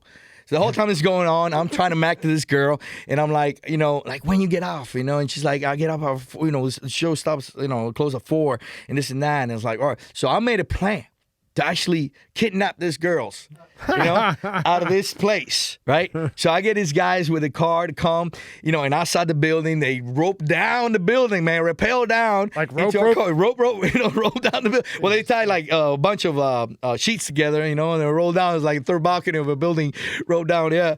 And they go into our car. You are Captain Save-A-Ho. Yeah, no. You're roping down a building, bro. Yeah, man. So we bring all these. I ain't doing that. I don't care who she is. Well, maybe I would. If I drink enough. Man, I felt like, man, this is what I need to do, man. I felt like these girls were being trapped. You felt like you needed to do the right thing. The right thing, man. And so we get these girls in the car, man, and we bring it back to the barracks. And the barracks, Like, so anyways, the Bears find out, like, we got these girls. And like, come on, we got a whole battalion of dudes in the bag. They know the girls are in. There's girls in the room. So we are trying to figure out how we're going to get to the gunny and first sergeant. Tell them that we got these 3 Latina girls in the room, and we have to save them because they were kidnapped by the Jacusimov, and they took the passport. But all night, we're fucking the shit out of them, man. Yeah, this is a whole strategy. All that, yeah. And then, man, the morning comes, man, and the gunny knock on the door. He's like, what's going on? I open the door and it's like, gunny. And then it's like, shut up. You got to take the girls back now. we're like, but Gunny's like, no, shut the fuck up. He's like, get the girls to get out. So we're trying to tell the girls to tell them, like, hey, you got to tell them that we are here to save you, and so you can stay here in the base. And the girl's like, no, you got to take us back. It's like, we got to collect. We only got 1 month left, and we're going to get paid so we can get our passport, go back and take care of money. And we're like, you fucking hoe. Yeah. But yeah, they were all in it for the money, bro. You know what I'm saying? 100% for the money. So yeah, like telling us, like, no, we got to go back. We got to get paid. So yeah, you got to take us back. Look, I'm impressed with I'm impressed with the whole jumping down, like, going down with the rope to save the hoe. I'm impressed with that. Hey, man, Hey, you did your best to see it, man. Well, I didn't do it. The girls were the ones who came down the rope. The girls went down the fucking girls rope? went down the rope, but we didn't. Did you realize it? Yeah, it was the girls who came down. Fucking girls were coming down The the rope? girls came down, man. Jesus. Yeah, they were good. They were in good shape. Save a Hoe. Operation Save a Hoe. Yeah, Operation Save a Hoe 1.1. 1.1, man. Mission accomplished, man. It's like the Mission Impossible theme playing. Yeah. So anyway, it basically, and now it's funny you mentioned that, right? So we realized that this was not their first rodeo. That they actually climbed that rope many, many times over, and they already knew the deal before it happened. Because as a Marine, you're seeing this broad go down that rope. She's doing pretty good. She's doing pretty good. So she already had some experience on it. But I didn't realize that at the time. I thought it was like, okay, I'm drunk. I'm on like a little bus. We got booms. Or you could have been like, well, she's pretty athletic. So That I really too. got to say They were very athletic. They were very athletic. Beautiful girls, man. But so that was a really crazy story, man. The stage. And I still, to this day, you talk to people, man, that have in Okinawa, Japan, just to keep GIs, entertained. They got the stage. They got the coin drop. You know what I'm saying? Like, they put the coins in the vagina, and then, they got the coin drop. What do you do? You got the coins. The girl puts the coins in the vagina, and then she tells you how much money you want. And then you say 55 cents or 58 cents. You go click, click, click, click, click, click. Is this true? Yeah, man. Wait, okay. Hold on. Start over. Okay. Oh, man. Okay, so you're where You don't know about this? No. I never went to Japan. Oh, my God. I don't want to get whacked. You know what I mean? So the coin in the vagina. Uh-huh. So what would I do? I'm here. Yeah. And they have like a coin in the vagina section. Yeah. They have. She sits on a chair. She spreads her leg, and you put your hand down, and you say how much coin. Say how much. She asks you how much change you want. So it's already up there. Yeah. And you just go and ask her how much change. It says change. It's like 57 cents. And she goes, ting, 2 quarters, 5 nickel and 2 pennies. And boom, you got 57 cents. And how does this benefit you? Just that you got a coin out of her vagina? No, I think it's pretty funny that vagina can count money, bro. Oh, shit. Oh, man. Oh. Japan's crazy. Yeah, man. So in Japan, a woman can spit coins out of her vagina. Yep. She can be a save-a-hoe, yeah. but you can't have a beer on the sidewalk. You can't. No, that's in Tijuana. Oh, it's Tijuana. Tijuana. You can fucking donkey in Tijuana. I'm all fucked up with the donkey fucking and the pussy coin. And the pussy guy. I'm all thrown up. I've learned a lot today from this. Yeah. Crazy. Yeah. Wow, that's interesting. So that's one show. The other show is the balloon popping show. What do you think this is? Right? I can't imagine what the fuck this is. What's it called? Balloon popping show. Balloon popping? Yeah, the GI puts a balloon in their mouth, and the girl lines up, and she puts a dots in her twat, and then she spits them out. And blows your balloon. Whoa. Okay.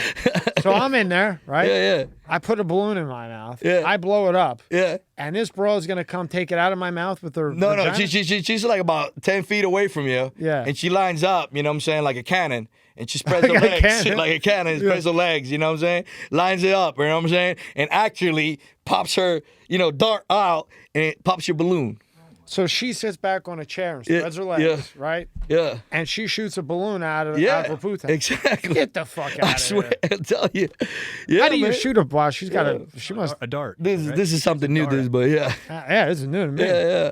So she can shoot darts out of her pussy. Yep, basically. yep. Wow. They can shoot darts out of their vagina. They can, Hey, yeah. you know what they should do? They should have like a contest. Yeah. Like, you know, it'd be cool to like have it in the Olympics. They- Like have the donkey fucking in the I Olympics think- and the coin pussy in the Olympics. And That'd be the this shit. highest rated Olympics on Earth. Bro, Yeah, like pay per view, Rob. You know how much money they will make, man? Incredible, Oh, my man. God. Pay per view, right? You know? They make more than a Floyd Mayweather fight for Hey. sure. Hey, we donkey might be fucking- into something here. We might be onto something.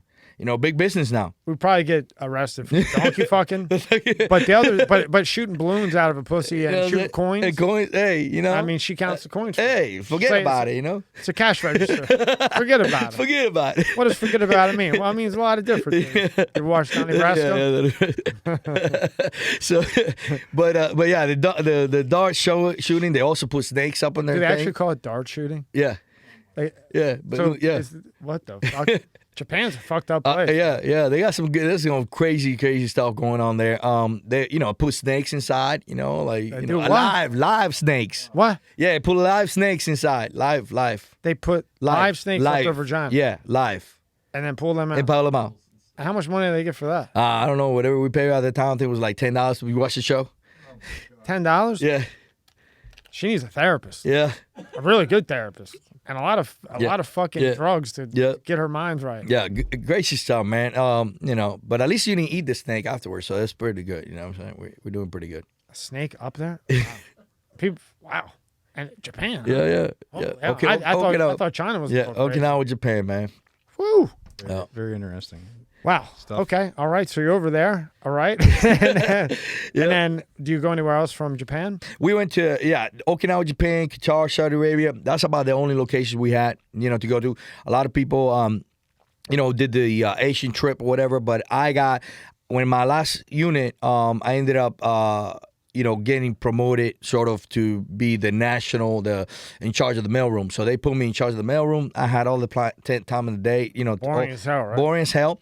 But I was not in charge. I had somebody doing the job for me. It was a private first class. So I took a part-time job as a bouncer at the E-Club. And that was my last stint. And then I got out. I did my 4 years and got out. Then you got out. And then, do you go to Miami when you get out? I came back to Sarasota. Okay. And I got into the executive recruiting business, and did that for, a very long time. I was very successful at it. Very successful. And I learned something very important, that I hate the corporate world. And I was going to work for myself. And then at that point in time, I started to be my own boss. You didn't want to do the time card I didn't want to do the time card, man. I didn't want to work for somebody. because you're making money for somebody else. Right. You're working. Yeah. And they're Yeah. making the money. Yeah. Yeah. Yeah. I can't. I could never do. The Yeah, time the card first thing. year I made, I was 23 years old, 22 years old whatever at the time, and I made this company $3 million, and I got paid six figures, and I made them $3 million, and I got paid six figures. So I was just like, As long as it's not over entitlement issues, yeah. then I Yeah. agree with it. Yeah. You know what I mean? But if they're only giving like $100,000 Yeah. and you made them Yeah. $3 million, Yeah. then I mean that's a little fucked up. Right. But if you were making say $250,000, mm-hmm. I would have to say that, well, you didn't build the company, Right. So you don't deserve Right. anything more than $250,000, Yeah. even if they made $3 million because they built the company. Totally. But to give you $100,000 on $3 million, Yeah. that's pretty stingy. Yeah. And just my opinion, Right. I'm not telling you how Yeah. you are, Right. but just from sitting across from Right. you, even if they did give you the $250,000, I don't see you as a guy that's Right. going to go like this. Right. I just don't see No, you clocking no, the car. no, Even if it was $1 million right. a year, I just can't. Yeah, I see you realized doing real quick it wasn't the thing for me. But And somebody there's nothing if somebody Yeah. that does do that. Right. Good for them. They're going Right. for work. They're Right. working hard. exactly. It's just people can do it Right. and can't do it. And You're right. obviously, you and I are Right. two people that just can't do it. Exactly. I'm not built like that. No. It was funny. A client of mine was the one who told me, "What are you doing?" Yeah. A client of mine that I brought in, he's like, "What are you doing? You're doing this. You're getting that. Go work for yourself, bro. If you can work as hard as you're working to make these people that much money, why don't you go work for yourself and work just as hard and make the same amount?" Because the client was probably so impressed that you were able to make a deal with him Right. that he's like, this guy's got it. Why Right. are you working for Exactly. someone else? In other words, he was a good guy. Yeah, That's how I'm 100%. I've been lucky to have some good mentors in my life to be able to push me in the right direction. So now, when you leave the clock in, is that when you start this whole big thing that you're doing? Right. No, actually, I went to the call center business, got into the call center business, the newspaper side of the house. That had to be a nightmare. Yeah, that was a nightmare. I had 200 employees at one time, so it was pretty crazy for a while. You know, and you know, it did well for a very short period of time. Then during that period, went through ups and downs on different situations, but kept looking for a way out to be able to create my own business. Then Obama came in the picture in 2008, and I just got on social media and started to spread my views. And all of a sudden, you know, show up and realize that people actually connected with me. So I created a name. At first, I created a name very similar to the Marine Corps, and I got kicked out the first time, because it wasn't allowed. So then I looked at all the other names similar to that they couldn't pinpoint to it, they couldn't attach themselves to, and Uncle Sam Has Got It Children being one of them, because the acronym are similar. And the reason why I chose that is because the history of the military has fighting communism. You know, so Uncle Sam Has Got It Children was created back in First World War I with the idea of Uncle Sam's, the iconic figure Uncle Sam's. So I created that, and all of a sudden, man, it was just like I woke up one day, you know, I had 100,000 followers. But that was originally clothing, right? Yeah, no, it wasn't. It was just literally. I thought you had said in your thing that it was clothing at one time. Bro, no. Yeah. So let me get to that part, right? It started with sharing my voice and creating memes. I was one of the first meme creators. Actual memes creator. You can't even find some of the memes. You can still find some of the memes today. But I was one of the first meme creators, you know, during this period. You know, actually created the idea of memes. Yeah. And one of the memes was, when guns are outlaw, I'll be an outlaw. And that went super viral. You know, people were asking me for T-shirts. They were like, hey, man, I want this on a T-shirt. And it all sounded like, bing, like, okay, well, let's make some T-shirts, right? And I made some T-shirts. I figured out a way to create a shop, create a store, put the shirt up, create a fulfillment services. I went locally, but I also made a lot of mistakes learning this. All right, it was not like all made out, because I was learning as I go. You know, as I went. This is back in 2000. Now everybody knows. Now everybody has figured out a way to do it. And there's a lot of companies, fulfillment companies and third parties and whatnot. You can do things a lot much easier. But back then there was none of that.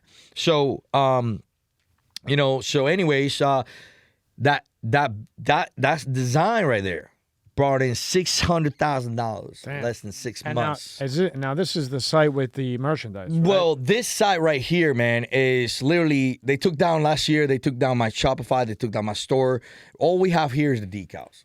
There was 23,000 products on my store. I don't have those anymore online. On this website? Same website? No, different website. We had to change it? We had to change everything. The actual, go to UncleSamHasGotItChildren.com, the direct UncleSamHasGotItChildren.com website. So the store, you know, actually was directed to UncleSamHasGotItChildren.com. I'm sorry, Tank, I don't think you heard you. Yeah. UncleSamHasGotItChildren.com. You know, you're missing your UncleSam'sMisguidedChildren.com. Yeah, misguided, Rob, that's all. Yeah. So this right here was the actual front of the store. Okay. You know, and so they took that down. They took Shopify down. They froze PayPal, took everything down. Why? Because, I mean, they've been after me, you know, for forever. Project Veritas posted one of their investigations where Uncle Sam Has Got It Children was on the list of Google as blacklisted. Yeah. I'm a communism survivor, bro. I'm a Latino immigrant, legal immigrant, communism survivor, United States Marine veteran. If what I gotta say, you know, the left talks always about how minorities are so important, you know, but I've been called everything from being racist. You know, I'm a Latino. Cuba island, 80% of our people are mixed. You know, half black, half African. We have African roots. My mom has a voodoo station in her corner in the living room. You know, so talking about African roots, man, I practice African roots. I listen to Celia Cruz, which is, you know. And I bet you people don't realize that. Yeah, you know what I'm saying? Or would never think that. Right. You know what I'm saying? So because I spread my views on certain things about certain topics, you know, I've been, you know, defamed by the left many times over. And here we support, you know, I mean, if you look at some of the pictures of recently with Uncle Sam's guns, I mean, there's a lot of minorities, minorities within our tribe. Right there. So anybody who thinks that Tank is racist as all. Right there, he's with him. Right. I mean, you're with African. I Right. mean, I looked through everything Right. on Instagram, so Right. I had an idea. Right. You know, Right. you're with everybody. Yeah. You know, and I mean, it's at least you still have the Instagram. Yeah, well, this is the fifth Instagram. Yeah. The original But yeah, Instagram 5 had Instagram. 900,000 followers. The second Instagram they took down had a really quick went up to 100,000. Right now they won't let me grow anywhere any further than this. But the bottom line of the idea is I tell people this is a very important message to tell people that are trying to grow your don't get sewn in onto followers as much as get sewn into your message and what you're all about, because that is what keeps it real. And people want real these days. They're hungry for it. So, you know, I realized by going to these gun shows, grassroots movement, is that my tribe is not on social media. My tribe is here. My tribe is in the streets. My tribe is blue collar, white collar. They're everywhere. They're all over America. If I created 2.5 million on Facebook and 1 million on Instagram, they can't take that away from me, man. They're all over the place. They know who I am. Right. So when I go someplace, people recognize me. They say, "Hey, Tank, are you the guy Tank? Or you Uncle Sammy's guy? You guys that run that Instagram account?" They know who I am. You know, it's something that I realized through this period of challenges through censorship. But I've been telling people this was coming. So now you got all these people like James O'Keefe. I actually interviewed James O'Keefe. I actually was one of the first ones to have an actual internet radio before anybody else had on social media, on Facebook. I interviewed, Tanto and Tig when they were writing the book about Benghazi. I interviewed the father of Michael Strange, one of the Navy SEALs of Extortion 17. You know, I talked about Extortion 17. A lot of people are like, what is Extortion 17? They have no idea what Extortion 17 is. Or Fast and Furious, or different scandals that happened during the administration of the Obama administration. So they took all that down. The first time they took down my radio, my internet radio, my page. You know, I was reaching 654,000 at the time followers back in 2011. And then I grew it again, 500,000, took it down again, 300,000, took it down again. Then I grew it to 2.5 million. 0 to 2.5 million. 0 to 2.5 million. How long did it take you to get from 0 to 2.5 like million? a year, 2 years, man. It was like. Were you really marketing it, or just, no market? Just your networking. The first time I put money, I put $50,000, $60,000 through advertising marketing. After they took that away from me, I was like, I ain't gonna put a single dime back on Facebook and social media. I know a lot of people out there in the conservative movement throw money on Facebook. Me, I'm talking about hundreds of thousands of dollars on Facebook. I was like, nope, no more. You know. So yeah, 0 to not, and all basically just me ranting or posting memes or writing articles or pushing information about that nobody else had. And you weren't even marketing when you went from 0 to 2.5 million. You weren't even no marketing at all. Wow, that's amazing. Yeah, man. no marketing at all. Congratulations. Yeah, I don't care if they took it down or not. It's an accomplishment. Yeah. In a year. I appreciate it, brother. In a year, man. I appreciate it. That's hard work. It is. Even if you weren't marketing, you still got to think up things. You still got to research things. Yep. You got to check your facts, or people are just going to call you conspiracy theorist. Right. And a lot of times, the conspiracy theorist is actually real. Right. It's just a matter of time. Right. It's just a matter of time. Exactly. Yeah. You know, and here's the thing when we talk about fake news or actual information, not non-factual. I mean, CNN, all these people push the Russian scandal and all these fake news, and they continue pushing fake news time and time again, but they don't get fact-checked. We only get fact-checked if you're conservative. And when you get a fact-check, it's always like almost true or not true or partially false. That's what they like to use mostly, is partially false. And they find something in the message that they can, they can piggyback on, that they can take apart, right? But the actual information is actual fact. So they do that a lot. Partially false. They never say partially true, partially false. Mm-hmm. So, they do that for a reason. And you know that, right? They do that for a reason, to push propaganda, to push their lies and the message. But at the end of the day, I go back to the idea is like, they don't want me here. I'm a thorn on them. They know who I am. They know my message. And I'm not just talking about the Democrats, the conservative movement too. Because I have called the Braveheart show, Braveheart, and you're talking about a guy who has created 2.5 million. I was literally reaching 40 million people. 40 million people on 1 week with my message.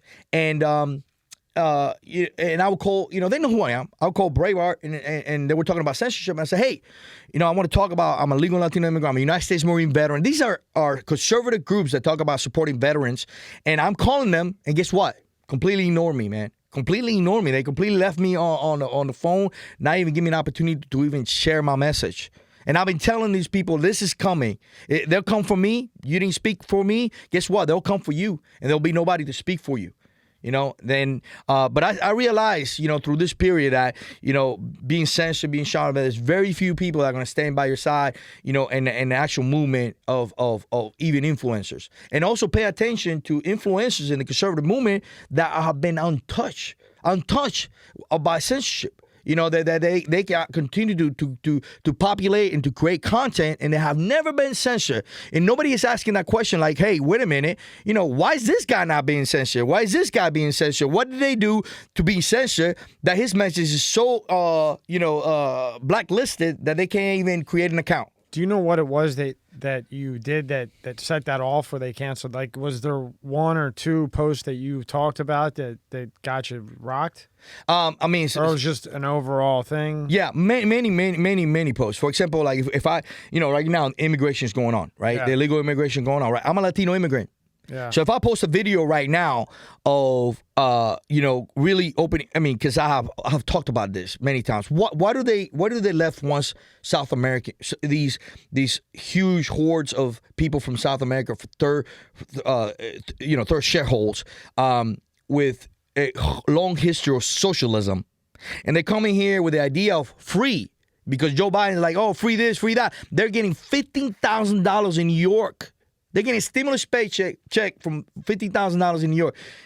If you were in South America and you live in a hut and your floor is dirt, it doesn't take a genius to figure this out, bro. I'm gonna go where they're giving me $15,000, $600. That's more than I'm gonna make in 10 years. Right.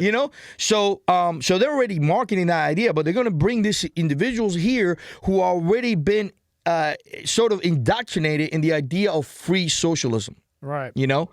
So what I'm reading from you is, and I think this is an important point, right, is that you don't hate Democrats. No.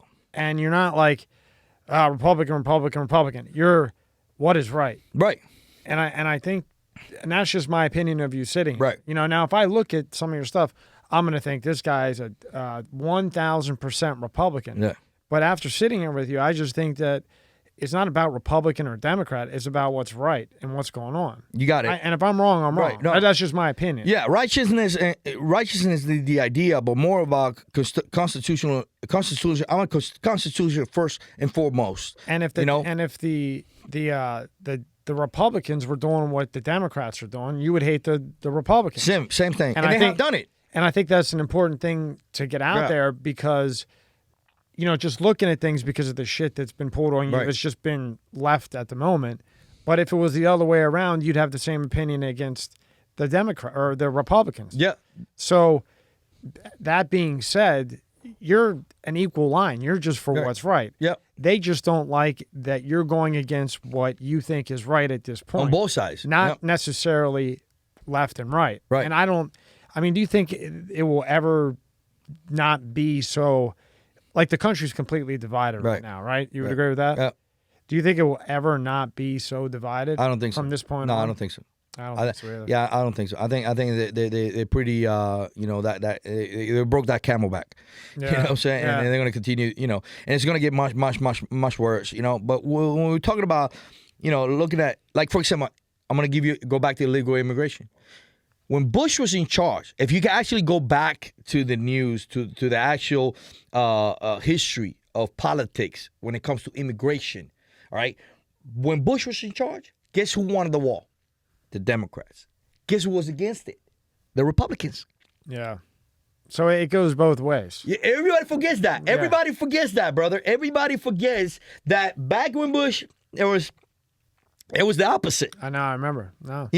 And now is, but everybody forgets, and everybody goes back to the same, it's a cycle, right? As long as they can keep everybody divided and everybody find each other and everybody pointing the finger, then they can control the system. They can control everything. They can steal more money from you and me, and keep themselves fat and happy. And that's the whole idea. So you know what I'm saying? in other words, you that are more into this than me, obviously. It's just this is just like a cycle that has been going on forever. I think that Trump just put it out there more, made it more real. So now it's more in your face. But this cycle of bullshit has been constantly going on. If the Republicans are in, the Democrats hate everything the Republicans are doing. If the Democrats are in, everybody hate, the Republicans hate everything that they're doing. Exactly. And that's been going on ever since. I mean, it just hasn't been so vocal because I believe that Trump really laid shit out there. Yeah. And he was in your face, said it the way it was. Right. And now it's really divided, and now it's really become something.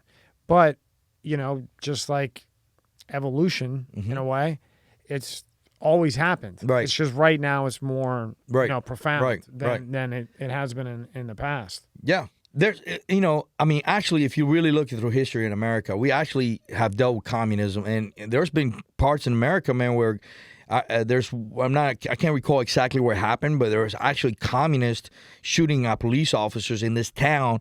We're on top of buildings, man. The Black Panthers were killing cops back in the 70s. And we went through that era. We went through that situation. You know what I mean? I mean, it's kind of like what we're dealing with right now with BLM and all these groups on Antifa. So yeah, but it's gotten more and more. I guess more. They have taken during this period. They have taken more power from us. They have taken more rights from us. They have taken more control.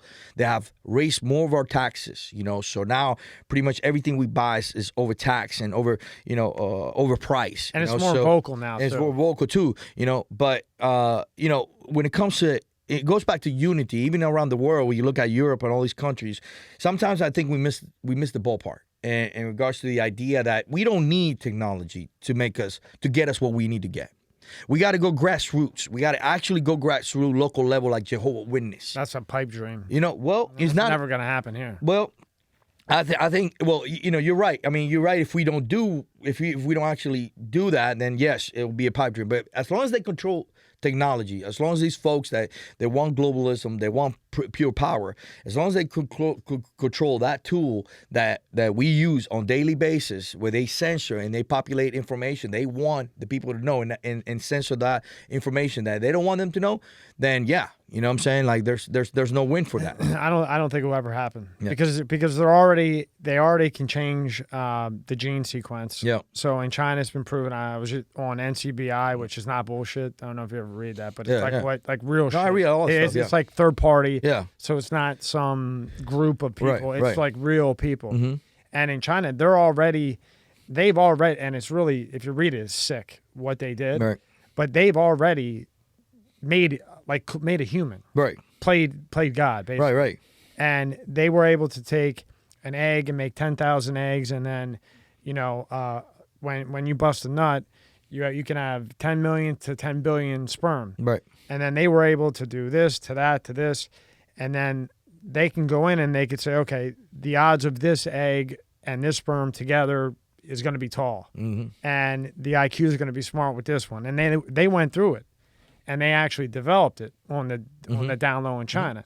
So that's already happened. Mm-hmm. Yep. Elon Musk already has that chip ready to go in your head. Yeah. Where first they're going to use it for medical. Yep. Then eventually it will be used where the chip is equivalent to a computer. Now your brain is as quick as a computer. Right. So, I mean, that is not, you're not stopping that. No. I mean, that's wishful thinking. Yeah, no, you're right. And I even take it further. Because it was actually shown 60 Minutes talking about how the Chinese wants all the data. Yeah. And that's one of the reasons they created TikTok, right? Mm-hmm. They want all this data from individuals. And if you really want to get pinpoint of how that data is used. AI. Right. To build AI. Right. Yep. So they build AI, but because humans, right, we're an animal habit, right? So every one of us is kind of like a math code. We are actually a math code. So in a computer world, each of us is kind of like a math line of code. You know what I mean? Your DNA. Yeah, you know what I mean? DNA. So that's change the sequence now. Exactly. Right. So you take a really large amount of data, you can actually predict the future. You can actually predict the outcome of situations of what's going to happen, even warfare. Right. You know what I'm saying? So even warfare, you can predict it because you have so much data that you can actually predict people's usage of how they're going to act for every reaction. You know what I'm saying? And like you were saying earlier, forget who you were saying it about, but they're patient. Right. They don't like we go in now, boom, let's blow shit up. Right. Them, they wait, Yep. they wait Yep. 10, Yep. 20, Yep. next generation Yep. maybe, and they wait and Yep. they wait because their goal is to be the Yeah. strongest power in the Exactly. world. Unlike us where we go, boom, Yeah. they wait. Yeah. And they build, they put it. It's almost like it just sounds weird, Yeah. but it's like the iPhone. Right. You see Samsung coming out with like flip phones Right. and fold phones and phones that go up and do all this crazy Exactly. stuff. And then you notice that Apple, it kind of looks the same, and they wait, and they're Right. always late on the technology. Right. But 9 times out of 10, I mean, they have some screw ups. When it does come out, it's perfect. Right. It's way better. It's way Yeah. user friendly. Way Right. better than anything that like an Android Right. phone or whatever else may be. Right. While they're pushing things out to get ahead of the game, Right. Apple's just sitting and waiting for them to see what the mess up was so they Right. can perfect it. Right. Now I relate that to this because China, they'll wait. Yeah. And they'll let us go blow things up and see how we messed Right. up and make us look like idiots. But meanwhile, they're not worried about blowing shit up. No. They're worried about basically building a human being Infrastructure. Yeah. or an infrastructure Yeah. or an insane Right. military. Right. Okay. And by gathering all that data that you're referring to, when you know what someone does on a daily basis, not only does that give you information on them or Yep. on how a person is, it gives you a conscience. Right. Now, once you can build like a robot or Right. AI with a conscience, Right. now things get fucked up. Exactly. And now you better get that chip because whether you're against it or Yeah. not, Yeah. that's coming. Yeah. I mean, there's no avoiding it. Right. And you better be able to compete with that Yeah. thing because if this thing now has a conscience, Right. Yeah. I mean, Throw me off the cliff. you're talking about war. Right, You're right. talking about all Yeah. kinds of shit. That's what's gonna happen. It's gonna happen. And the one thing I coming really through. agree with Yeah. Elon Musk is Yeah. there should be some type of like task force Right. with technology Yeah. or with artificial intelligence. Yeah. Because if you don't, Yeah. as evolution has always fucking Right. happened, Right. whether you believe in We'll God, be you taken don't over. believe in Yeah. God, We'll be taken over by AI. we are going to evolve. This is Yeah. not the end. Yeah. this is not- just now. This is now. Yeah. But 100%. we're going to evolve, and Yeah. it's looking like AI. AI. And that's what all this Google Yeah. shit is, all this tracking. They say this is just my opinion. Yeah. 100%. They say it's for ads and this and that. Yeah. No. No. They're building a database A database. to create On- basically a human human. reaction. Yeah, human reaction. But here's the thing. I go forward. I think they already created. No, I think they it's have. already been created. I think They have. It's already. They have. It's already. Facebook. They even admitted it. Said we created 2 AIs and they started talking to each other. They started creating their own language. They say they turned it off. But what if they didn't turn it off? You're taking their saying that they didn't turned turn it it off. off. They didn't turn it off, right? So I mean, so we know that exists. We know by the way that our technology works. I could be thinking. Here's the weird crap. I could be thinking about something, not even talking about it, thinking about it, man. And like about 2-3 days, it pops up. Thinking about it, not even talking about it, thinking about it. Because that fucking microphone's probably always on. You know what I'm saying? But not even talking about it. I didn't even talk about it. Because you got Siri on there. And I mean, I trust Apple. I do. Yeah. I've just seen things and I trust them. But look. But China has the encryption key. Yeah. But look at the actions. Sean, actually. Look at the actions of Mark Zuckerberg. Right? What is Mark Zuckerberg? We just recently, Mark Zuckerberg was caught using what's the other app? He was using one of these apps that's like a private app. WhatsApp? No, what was it called? Is it WhatsApp? No, it's a site called. It starts with a C. I have it on my phone. Just type in what yeah, app was Mark Zuckerberg was using Signal. Oh, Signal. He was caught using Signal, and when he's done certain things, he's always got the cam off, everything off on his stuff. You know what I mean? So there's a reason. Even the guys, there's actual article. This is about 4 or 5 years ago. One of the big guns of Facebook. Big guns. I mean, this guy was like right next to Mark Zuckerberg. Right? He left Facebook, and they were talking about what he was doing. They were actually a documentary about him. Right? He's actually buying all these land, and he's buying an underground. This is like 5-6 years ago. He's building underground. Like shit hit the fan. Zuckerberg is? No, one of the guys that. Oh, one of his boys. One of the like big CEOs or whatever. In Facebook, a big guy, And he actually, I mean, you could see the look on his face. This was like 6 years ago. He was actually talking about, in buying this land and building an underground tunnel and talking about the people like, this shit's coming. No, I say Zuckerberg because I said it because do you think he's the front and this is like his chimpanzee going and doing it? I think so. Yeah. That's right. Yeah. I mean, the guy's been in Supreme Court 4 or 5 times. Yeah. But have you seen him on? I was just talking. Have you seen him? Have you seen the guy that they actually put up to look like Mark Zuckerberg on these courts? Right. He's on a booster seat, right? But if you see his size and whatnot, I mean, he's a pretty little guy.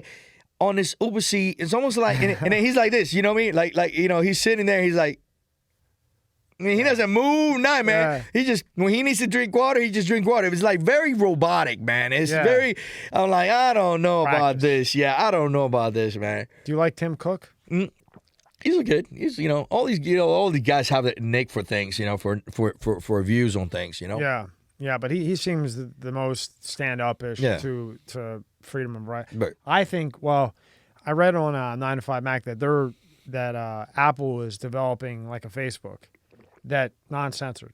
You know what I mean? Encrypted, the whole thing, where you can do whatever you want. Well, we'll see about that. They all say that. They all say that censored. But Apple is pretty. They've held their ground. Yeah. I mean, there's been some things that, people got killed and they said, look, we don't have the code. What do you want us to do? Yeah, but they also take out apps and they also take out, they took out Parler and they took out, different apps. Yeah, why'd they take out Parler? That's what I'm saying. See where I'm coming from? So they also contradict on what their message is, But we don't know the whole story. So Right. there maybe it's, Apple charges quite a bit to put an app. Right. So maybe they tried to negotiate with Apple. Maybe Parler tried to negotiate with Apple, and Apple said, look, we're Apple. You're Parler. Right. You're giving us 60, you're taking 40. Yeah. And maybe Parler just said, fuck it. I mean, you don't know really what happened. They took it out on Gap, too. They, it's not just Parler. They took a few accounts that are, private. Gap is also gone, Personally, I don't think it was anything political. Personally, I think it was probably a money thing. Right. That's just from reading about, I think, Apple. Right. I think, though, that's why, it's good to have competition. Because if Apple gets everybody, then it's over. Right. If everybody has an Apple, they can do whatever the fuck they want. Well, then that's even more of a reason for them to make a social media platform. Sure, yeah. And they can push it and say, look, this isn't Facebook. We're not going to ban you. Yeah. You can boost it and spend your money and post it. Just don't say anything too crazy. Right. Because think about, there was MySpace before Facebook. Right. Now MySpace just it's still there, but it died out. But Facebook became this giant. Yeah. And now, what was before MySpace? There was one more thing before then. We had the chat rooms, the Messenger, AOL. Was that? Would you play with that? No, man. I got to MySpace. You were probably running uphill. My favorite game. The only reason I would go to MySpace was the game Mobster. Really? Remember that game Mobster? No, I just went on there. That was the only one I would play, man. It's the only game Mobster, man. I haven't played a video game in long. I just don't have time. It wasn't even NBA a video game. It wasn't a video game, yeah. And I don't know. I just went on there for one thing. It's just you got tools, you got weapons, and you took over, and people get so uptight, when you kill them, because you went and put a hit on somebody. You pay. So I was like, I had a lot of money. Yeah. I built a lot of money. Like millions and millions of dollars. So every time somebody pissed me off, I just put a hit on them. You do that now, you'd be charged with terroristic threats. Fucking God, you'd have a 20 count indictment. You did that nowadays. Yeah. It's changed. Yeah. So now you open up. So they screw you on the Uncle Sam's Misguided Show. Uncle Sam's Misguided Show. Yeah. Yeah. So they screw you on that. Mm-hmm. Now you have to make another web page. Right. For it, and here you are, and you're going out and. You're not just helping the vets, you're helping citizens too. Right. You did the Texas Relief Fund. Yes, right? sir. Puerto Rico, Texas, Florida. And Florida, yep. Yeah. And you went down there? What all happened with that? Well, when the hurricane happened and we actually were not censored just yet. We actually had the page during that period of time. And, the hurricane happened in Texas. It was a pretty bad hurricane, man. It was like underwater, Katy, Houston area. I just put a call out. I said to my people, I said, hey, guys, I'm going to let's get some stuff. Let's get some resources. And we're gonna take our stuff over there. We're gonna deliver this stuff to this place in this gymnasium in Katy, Texas. And so when I put a call out, people from all over the United States of America, man, they brought, talking about 5 tons. I got pictures of this, 5 tons of water, man. I'm talking about people. There was a company in Miami. They drove all the way to Texas, man, and brought, trailers full of stuff, full of water. We had solar panels, for electricity. We had a whole warehouse, whole gymnasiums full of food, full of resources, full of clothes, and we're just giving out people, man. All this stuff was, people.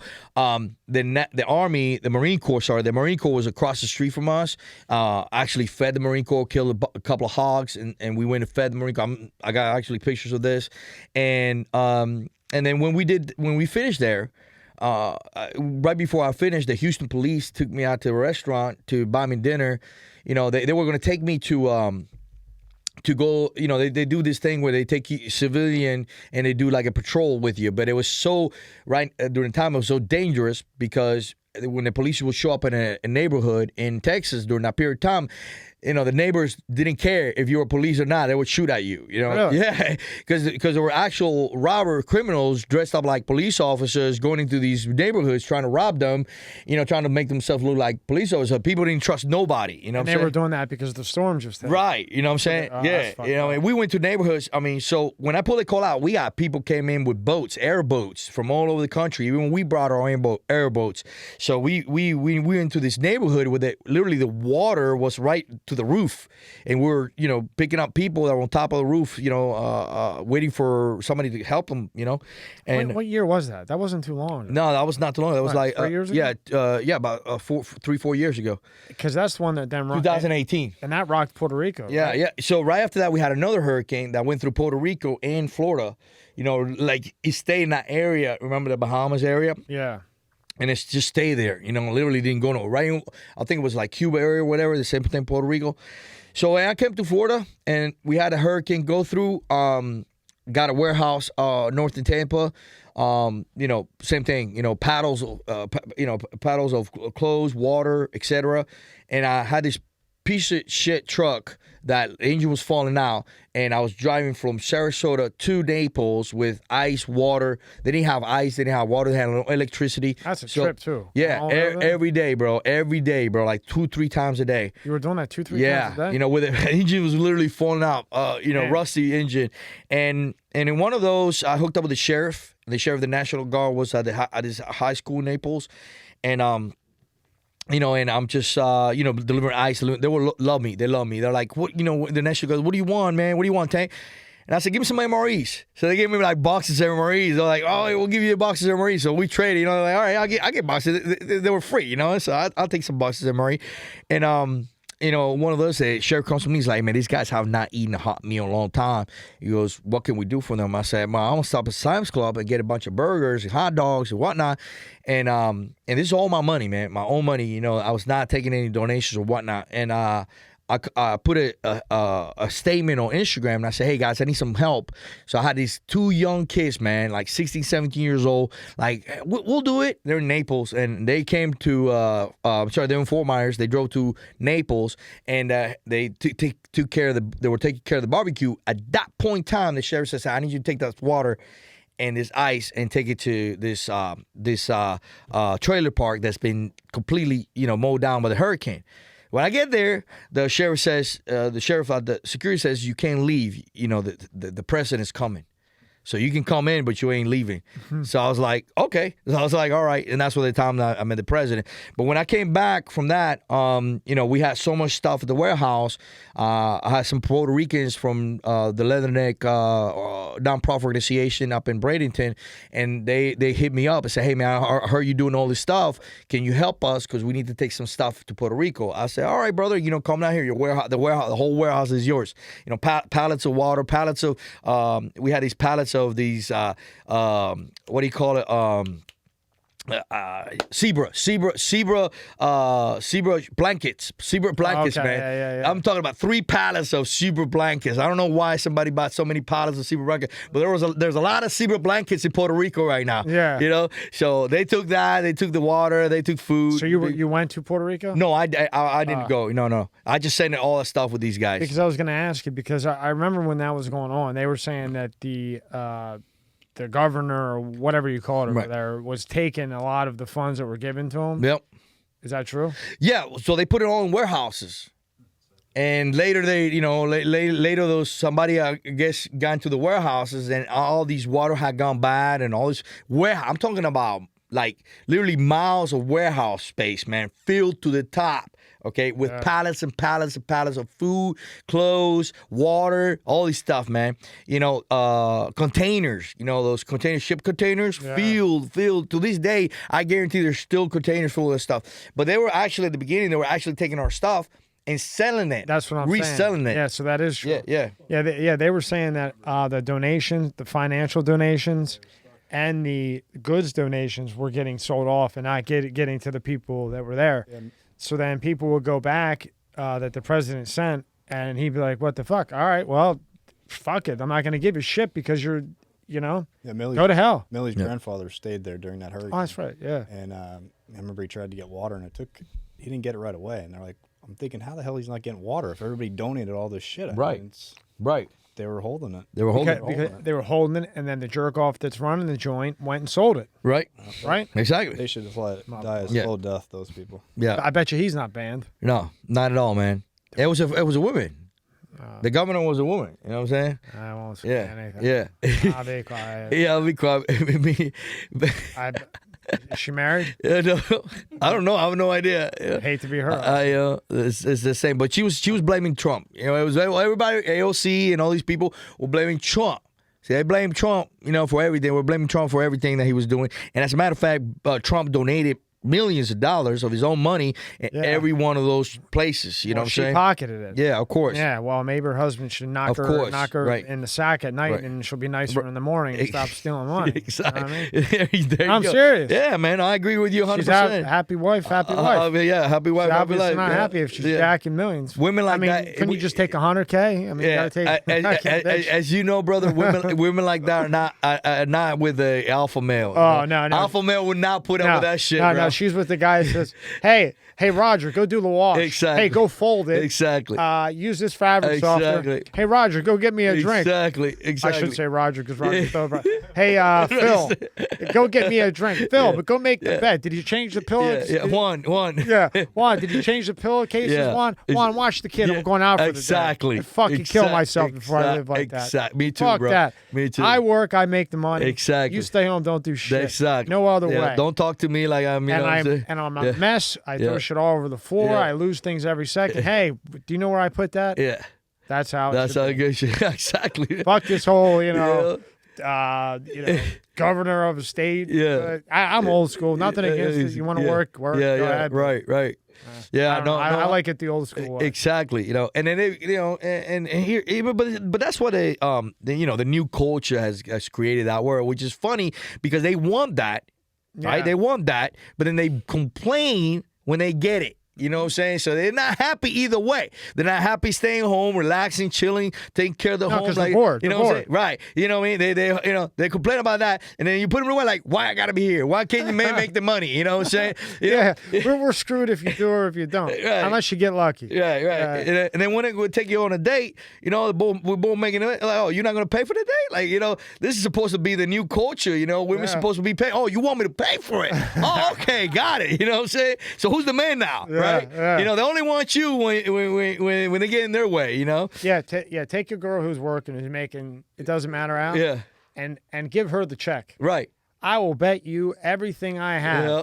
You got no shot at getting in them pants. Exactly. They're not getting in them pants. Yep. It's No, over. no, it's Forget over. it. Exactly. Should have went the other route for 500 and never see her again. Right. You know what I mean?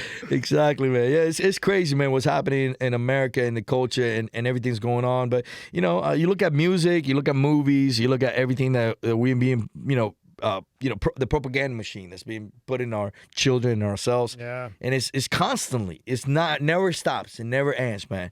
And a lot of times we get sucked into it, right? Because, even in the conservative movement, I call it out all the time. I say, when Cuomo was getting hammered, right? Getting hammered with the deaths that was happening in New York, right? I mean, he was getting hammered, man, from everybody all the time. What happened?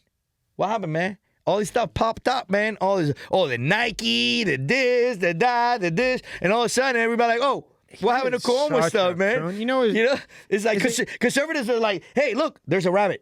How about who's the prick I hate, Rob? Cuomo and the one is not even his name. Gavin Newsom? No, Blasio, because his name is Blasio, it's not even Blasio. Yeah. Did you know that? No, I didn't know that. Rob, you got to show him. Type in what is Blasio's real name? He's got a real stupid name. Just so you know, that picture right here with the three guys before you go back, they're recon Marsoc Marine. Those are not me. None of these guys are me. They're Marsoc Marine. I'm gonna give you lots of love. The guy on the right hand corner, man, is a good brother of mine, and I'm just gonna keep it like that. I didn't think that they were you. I put that up there because I saw they had a lot of love for him. Yeah. And I figured that. I appreciate it. Yeah. It's just for people like if somebody is in the Marsoc special operations. Yeah. I just want them to know that that's where you did it, and that's not me. I'm not trying to. I just did it because it's like your team. Because a lot of these guys, man, they say, hey, you're what? I just want to give your boys a shout. Yeah. I was looking hard though, blowing up to make sure. Yeah, I appreciate it. I thought maybe they were starving to death over there. Yeah. I got some badass pictures when I was in Qatar, but look, that's his real name. Warren Wilhelm Jr. Yeah, that's his real name. Changed his name to Blasio. Yeah. Can you believe this scumbag? That's a freaking scumbag right there, man. Why would he change his name unless he's trying to hide something, right? Or fit in. Trying to get the vote of the Italians, I guess, right? Yeah. No, he's in New York, so. Children. But when they find out that he changed his name, now they just laugh at him. Yeah. They all change their name. That's I can't believe you didn't know. Now I told you something, Tank. Yeah, you did. Damn. Yeah. Hey, man, I always learn something. Dude, Blasio was born 1961. Yeah. Well, at least there's some Italian in there. Yeah. Motherfucker. Yeah. Keep the place closed, asshole. See how many more people you can leave the place. And him and the fucking guy in California. Yeah. We had Tony Verdugio in here. No. And he's down here doing some work. And he's got, what'd he say? He's got 200 million ballots to get that guy out of there. Because he's from Cal. Right. He's doing business out here. He opened up a place called Dre's. You know Dre's in Las Vegas? Really? Okay. He was the one who opened it up. Okay. Tony.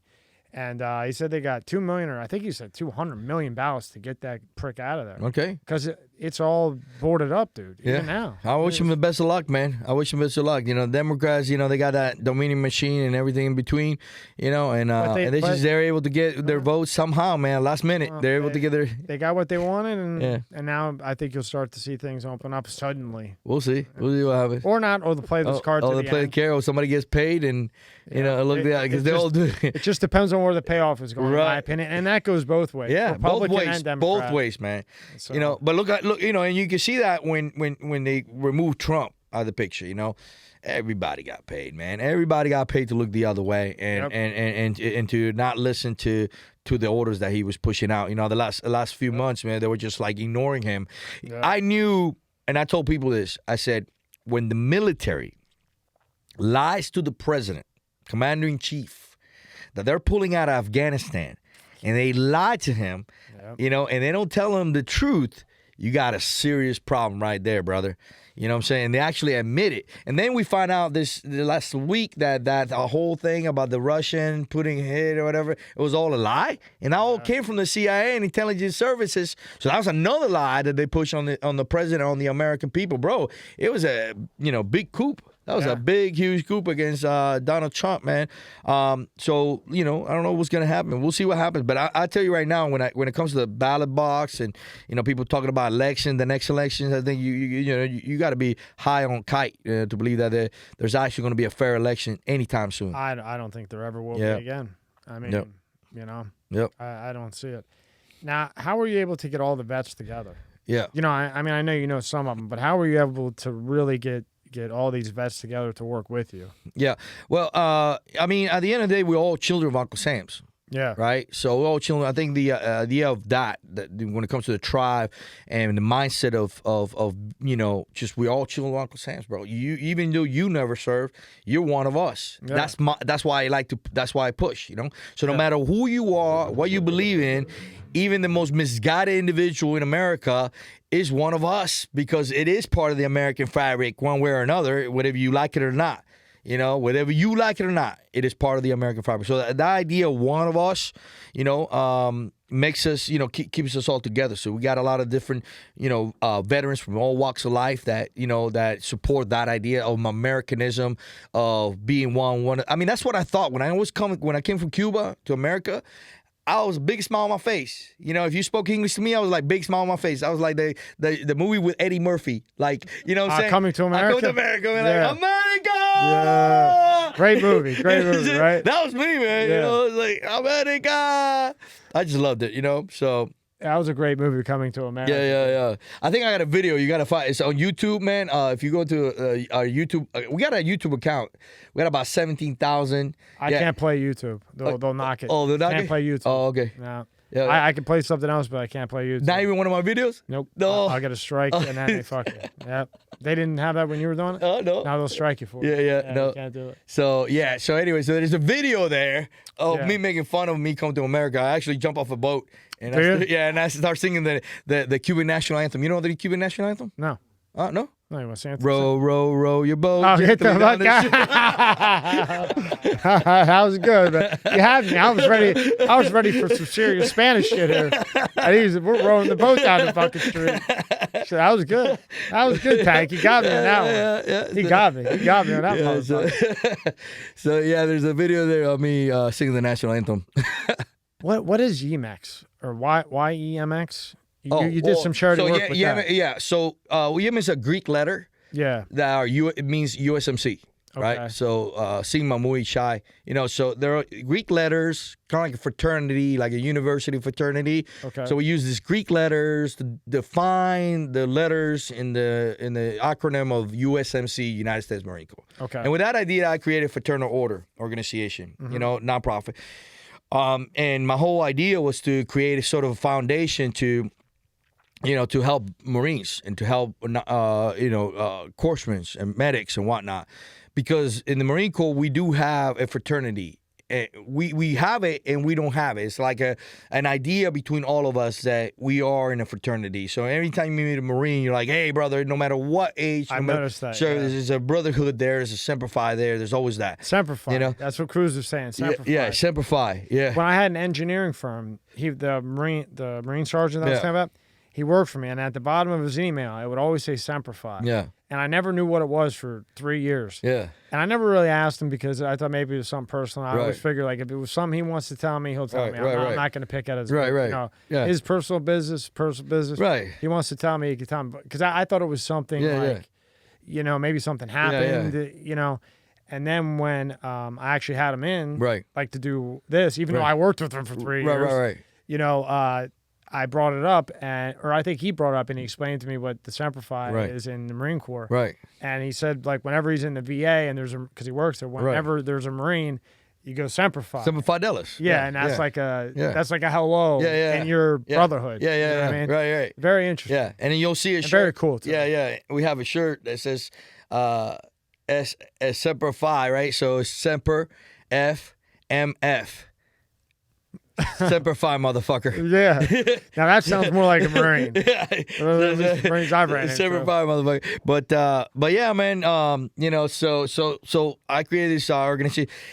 I realized a lot. See, a lot of times, these are young ideas that I created that were really well done, and I got a patent for that trademark and whatnot. Oh, you learned, huh? Yeah, so learn, and then I learned that idea was like nonprofit wasn't for me. You know what I'm saying? Because I'm the kind of nonprofit guy, like I want everything to be given to the guys that need it, right? So then I realized there was a lot of bureaucracy that you got to play in a nonprofit world in regards to having a board. And so I created a board, and everybody was happy. When I put them on the board, everybody was, content. But when it was decision making, and I said, okay, this is where we're gonna go, and we had to vote on it, everybody wanted this way. You know what I mean? So I realized then, I was like, you know what? If I'm putting all this money and I'm doing all this money, exactly, I'm doing this and I'm doing that.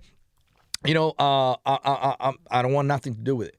And that's why most of the times the people get lost in the idea of that. The only people that actually create some nonprofit, like Wounded Warriors, for example. Wounded Warriors makes, $50-60 million in donations, and people bitch are like, 40% go to see. I was never going to create anything remotely close to that. You know how dirty they are? Yeah, I know. That's what I know. Some guys. So know that's what I'm saying. Yeah. That's what I did not want to create anything remotely to that. My thing was very simple. The way we were going to make this happen, and I was actually create something like Big Brothers. So my biggest thing, the biggest problem with military, brother, today is transition. The biggest problem with our military today is transition. Coming out of the military and transitioning into the civilian world. There is no program and there's nothing that connects our military brothers to be able to get out and transition properly. I've seen it with my own eyes, and with all due, with John, I've seen it with especially Marines. Yeah, probably 5-6 that I know. Yeah, they're friends of mine. Right, like I could text them right now. And they're not right. Right. I mean, they're really struggling. Right. So my idea was to create a fraternity where, you had a sort of a club where we had individuals like myself, successful individuals that getting out, transitioned, made all these fuck ups or challenges and dealt with it, boom, boom, boom, boom, but made it to the top. And then these guys will take one of the little guys that were getting out, transition, put them underneath their arm, and kind of help them, push them through and say, look, man, this is what I had to go through. I'm going to be your big brother for the next 2 years, and I'm going to help you get through this, and I'm going to show you the way, and I'm going to be with you 100%. I'm going to, what do you want to do? You want to go to college? You want to go to get a degree? Do you want to start a business? Do you want to just go to work? What do you want to do? And I'm going to help you get through that and the best way possible and create a financial success that you're looking for. But I was going to part somebody who's successful and, transition out, being successful, part him with somebody who's transitioning out and put them together and for the next 2 years. And as that individual becomes successful, then he takes upon the next. Play it forward. Yeah, pay it forward, brother. Yeah. Pay it forward and create a fraternity. Because it's got to be a vet. It's got to be somebody that can be relate. Exactly. So basically, it's like therapy or rehab for somebody getting out of the Marines or whatever, the military in general. Right. But it has to. But whoever that person, in my opinion, whoever that person is consulting with has to have gone through what they've gone through or something similar, or there's no way that they can relate. Exactly. And that Marine, that Navy guy, Army, whatever it may be, he's not going to pay two attentions. Exactly. Because you'll know what to say. Yeah. You'll know how to You've act. been there, done that, got a T-shirt. Yeah. Has to be like that. Exactly. And I think that's needed. One of the most extreme things needed. Yeah.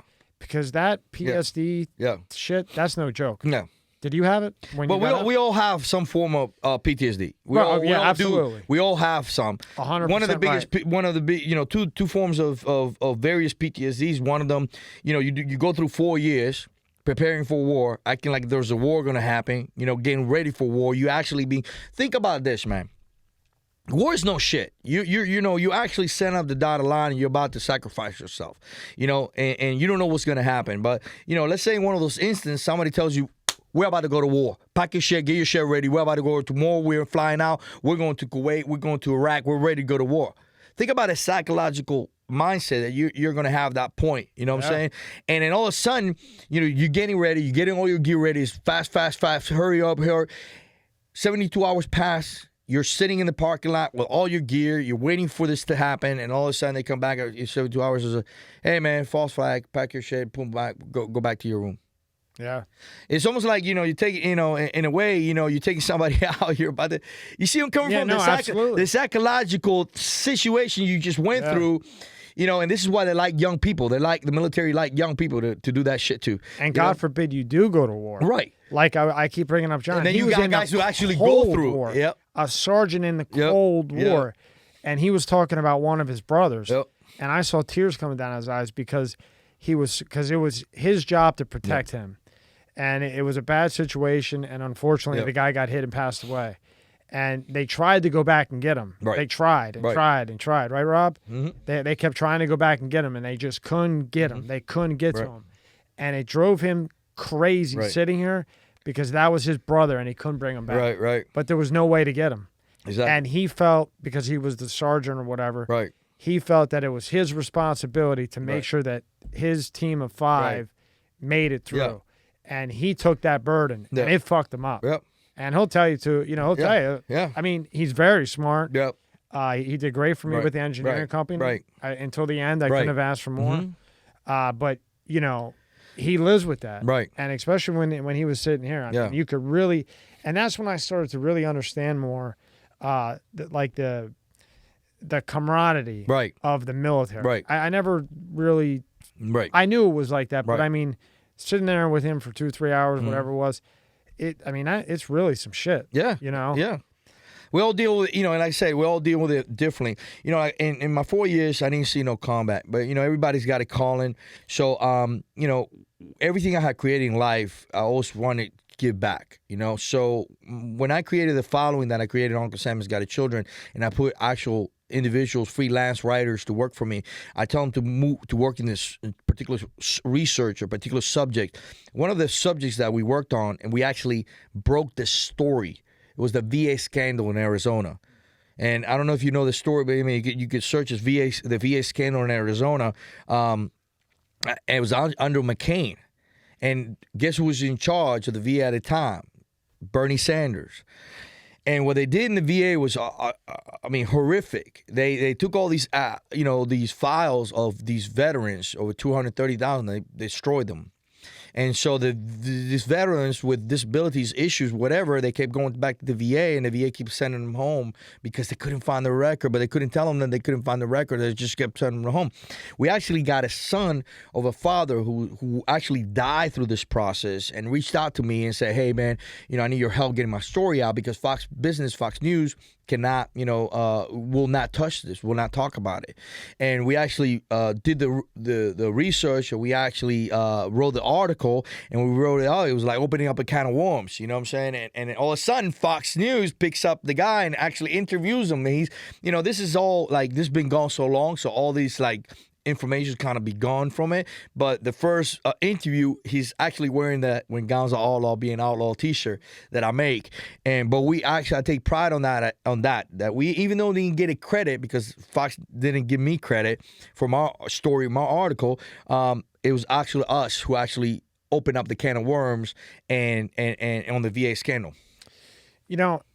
I see now, I'm not kissing kissing your ass, but why when they throw you on Fox for 30 seconds and say, hey, look, I'm Tank, I did this, I did that. I mean, what the fuck more could you do? Yep. You're spending your money. Right.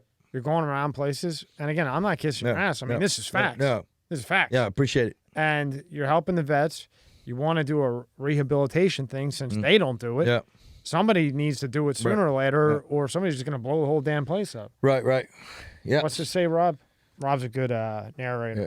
He's got the narrator voice. This was my narrator voice. But I don't know. Rustin might be a little bit better. Yeah, it's funny. He's got the movie voice. It's funny they say some patients died. No, not some. Thousands of them, man. Yeah, it was reported. Thousands of them died.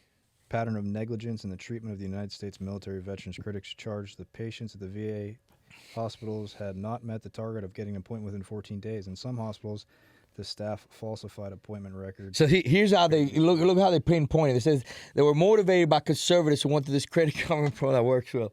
See, they blame it on us. They blame it on us that, What's that say down there, Rob? CNN reported on April 30th, 2014 that at least 40 United States Armed Forces veterans died while waiting for care at the Phoenix, Arizona Veterans Health Administration facility. Shit, for CNN to report that, it's fucking bad. Yep. By June 5th, 2014, Veteran Affairs Internal Investigations had identified 35 veterans who had died while waiting for care in the Phoenix And probably more than that, too. That's probably like a low number, thousands right? more, man, I'm telling you. All right, go back to your voice. I want to read this, Rob. This is fucked up. Yep. Sure. Yeah. And here, look here, legislation to fund 1 million criminal. What the hell is 1 million, brother? What is 1 million in criminal? What is that? I mean, that's like hold penny. on, Tank. And Yeah, an go ahead. investigation of delays in treatment throughout the Veterans Health Administration system is being conducted by the Veterans Affairs Office of Inspector General, and the House has passed legislation to fund 1 million criminal investigations by the Justice Department. On May 16, 2014, the Veterans Health Administration top health official Dr. Robert Petzel retired early at a request of the Secretary of Veterans Affairs, Here's some money. Shut up. That's what they say. Eric, how do you say that fucking name? Jasinski. just Shinsinski? yeah, the way you were gonna say it. That's a shitty ass name. Punk. Couldn't stand. I mean, if you're watching this, you think this is boring. You shouldn't think this is boring because this is where you live. Yeah. On May 30th, 2014, Shithead resigned from office amid the fallout from controversy. Wow, gee, I wonder why. As early as June 2014, several other VA medical centers around the nation, that's nice, have been identified with the same problems as Phoenix facility. Even better. And the investigations by VA Inspector General, the Congress, and others widening, we get the picture. And this is freaking Wikipedia, Yeah. which for them to actually have facts on this thing Yeah. is Yeah. impressive in itself. Yeah. Holy hell, man. You should. So you're not doing the rehab thing anymore. No. So You should do that, man. So what happened is, a couple of board members, they wanted to charge. They wanted to charge Why don't you members. just do it? You don't They need wanted that. to charge members for membership in the fraternity, and I said no, I don't want nothing to do with it. I don't want to charge this. I want to make it free, and I want to make it available for them, and we take donations, whatever. And it just became a back and forth. No, you It just do it became yourself. politics. Well, maybe somewhere in the future, but I still got a patent for EMX, and I just decided at that point, man. I decided, you know what, I'm gonna focus on Uncle Sam has Got a Children. I closed shop, I closed the nonprofit, and I say, all right, guys, this is it, I'm done. And I told those guys, Just good luck. because I've seen it in person. Yeah. Even if you only did 5 people. Right. Just a small amount. Right. You do it for free. Yeah. 3 hours a week, or like Right. a sponsor type of thing. Like, give me a call anytime. yeah. That's 5 people you could help. Right. 5 people's I 5 know, people. It I don't know. need to be a million. I know. You know what I mean? I know. And I you know. could do it. I know. Because nobody else is doing it. I know. And you know it, Yeah. and I know I it. know. And if you don't want to Yeah. believe it, you're just in your fantasy world. Yeah. Nobody's going to do it. I They're know. not going to do it. Yeah. They're Yeah. not. Yeah, maybe sometime in the future, man, I'll be able to go back into that idea again. And there's a lot of people like yourself who actually told me the same thing, to actually reopen up the fraternity and get it going again. But but like I say, there was I was dealing with Such during the headaches. period. It wasn't just I was dealing with a lot of fires in the period at the same time. Yeah. That page, the 640,000 was taken down from me. Also, it was a lot of fires. And here's the crazy thing about challenges, as you may know, when you're dealing with challenges, you see the true colors of your friends and Oh, true yeah. colors of your people, man. Oh, yeah. And I realized really quick, what that looked like. And people try to steal Uncle Sam Has Got a Children from me, try to take away a group. We had one of the biggest group, 100,000 member group on Facebook, and I had a few moderators that decided to work together. And I took a trip. I was working 7 days a week, nonstop. I mean, midnight, 5 o'clock in the morning to midnight every single day. And one weekend, my lady at the time says, hey, let's go to South Beach, let's go to Miami, let's relax, let's turn off the phone. I take a 3-hour trip to Miami, and man, I get a ring and say, hey, man, they took over your group. They kick you out of the group. They took over your group. So all the people, man, in the group, they just went nuts. They went nuts. They were like telling these guys, and these are all military vets. And so they told the moderators, we're going to freaking kill you. You better give it back to, my sergeant major in the Marine Corps. He's telling these guys, he's like, you better give that group back to the tank or we're going to find you. And Hank, I'm not shocked by this at all. At all. So That's how people are. Yep. They're not loyal. Yep. You can't. They're with you when you're up, but they're not with you. They're when not with you you're in the down, brother. Yep. Then when you go back up, all of a sudden the fucking phone calls again, right? Exactly. Yeah. It might take you a year to get back up, but somehow they. Exactly. Hey, Tommy. Hey, where you been? Hey, I've been trying to call you. Did you change your number? Yeah. No, you dirty motherfucker. yeah. I didn't change my number. What, did you find out that I bought a fucking car, you fuck? Yeah. fucking motherfucker. exactly. Why don't you go jump off a fucking roof and Exactly. climb down that rope? Exactly. Because a little fucking hooker did it, so why can't you do it? And you know what? I'm not going to tie the rope so you fall off the motherfucker. Exactly, man. Don't get me started. Exactly, brother. Yeah. Exactly, man. You know, you see the true colors of people, but you know that thing teaches you a lot. You know, like no, it does. Going through the rock bottoms. Hard to accept it, Rock the way bottoms people are, though. gotten more people like us, man, to be to learn a lot more and to be better at what we do. You know what I'm saying? So we learn from every time we read rock bottom, bro. We learn, we get up, we dust off, and we keep going, man. You know? As Machiavelli, I don't know if you ever read Machiavelli. Yeah, I read Machiavelli. The Prince. Yeah, What does he say? You only lose if you quit. If so you if quit. you fail, everybody it. fails. That is it. But failure isn't failure if you don't quit. Exactly. If you quit, then you're a fucking loser. Exactly. And you're a bum. Exactly. But if you fail and get back up, exactly. do it again and Exactly. again and again, And and again. figure out what you did wrong you messed up, then you'll win. Exactly. And he says in the book, repeated all the time to get to people's heads, would you rather be loved or feared? Yeah. Well, if loved worked, Yeah. the country wouldn't be like that. Exactly. You tried to love. Yeah. Obviously, you had love. What'd you have on here? I had the number. 2.2 million Facebook followers, right? Yeah. 900,000 Instagram Right, followers, and they booted you off. Yeah. So love ain't working. Yeah. Yeah. Okay? Yeah. So if I had to pick love or fear, Yeah. I love to have them Yeah, both. yeah. This is word by Yeah, word. yeah, So I've yeah, read it so yeah, many yeah. damn times. Yeah. Yeah. Unfortunately. Right. Not unfortunate Right, situations. Yeah. I would Right. rather be feared. Yeah. Yeah. And that's right. the problem with society Yeah. today because these kids don't fear shit. Right. Everybody gets a trophy. Right. Don't get me started. Right. No. Yeah. I think in my end, you know, and just to be the devil's advocate with you, I think it's a little bit of both. And when it comes to love, I think is love, not love so much, but fidelity. I don't want loyalty. Loyalty is very weak. You know, fidelity lasts longer. You know, What's fidelity? Well, like when you say you know, fidelity, what does that mean to you? always faithful. You know what I'm saying? So loyalty is frail. Why do you think it's frail, though? Because, you know, somebody can be, how many people have been loyal to you at one point in your life and all of a sudden they've been unloyal? It wasn't something, you know, I mean, they can go from loyal to unloyal very quickly depending on the situation. But, you know, fidelity is forever. You know what I mean? See, I would say this, I would say this fidelity. in return, though, is that I misjudged them. They weren't loyal. Right. So I think that like I think Rob's loyal. Right. You know, I don't know you yet, but you seem like a loyal guy. I think Rustin's loyal. Right. Okay. So now if he becomes non-loyal, that's, to me, it's just my opinion. Right. You know, you have your opinion, whatever. Then I misjudged him. He was never loyal from the gate. He got me. Right. He beat me. Right. But somebody who's really loyal is loyal today and 90 years from now. Yeah. And the same with fidelity. I Right. just don't know that word Right. because I never listened to grammar because Right. I figured I just fucking I cheated. I paid somebody to do all my homework. Fidelity, like, but I agree with you 100% to what you mean, what your ideas of what that means to you. I think loyalty is only available to people as long as those options are available. The second those options are no longer in the picture, their loyalty frails. So loyalty is frail to me, you know. That's just my experience. You know? I respect but that. fidelity, you know, lasts longer. But and what I mean by fidelity is the tribe of Uncle Sam is guy. I got people I can show you, bro. I got a guy in Texas. Bro. I went to a tattoo parlor and got a tattoo of that logo in their back, the size of God. Okay, I don't even have a tattoo on my logo on my body.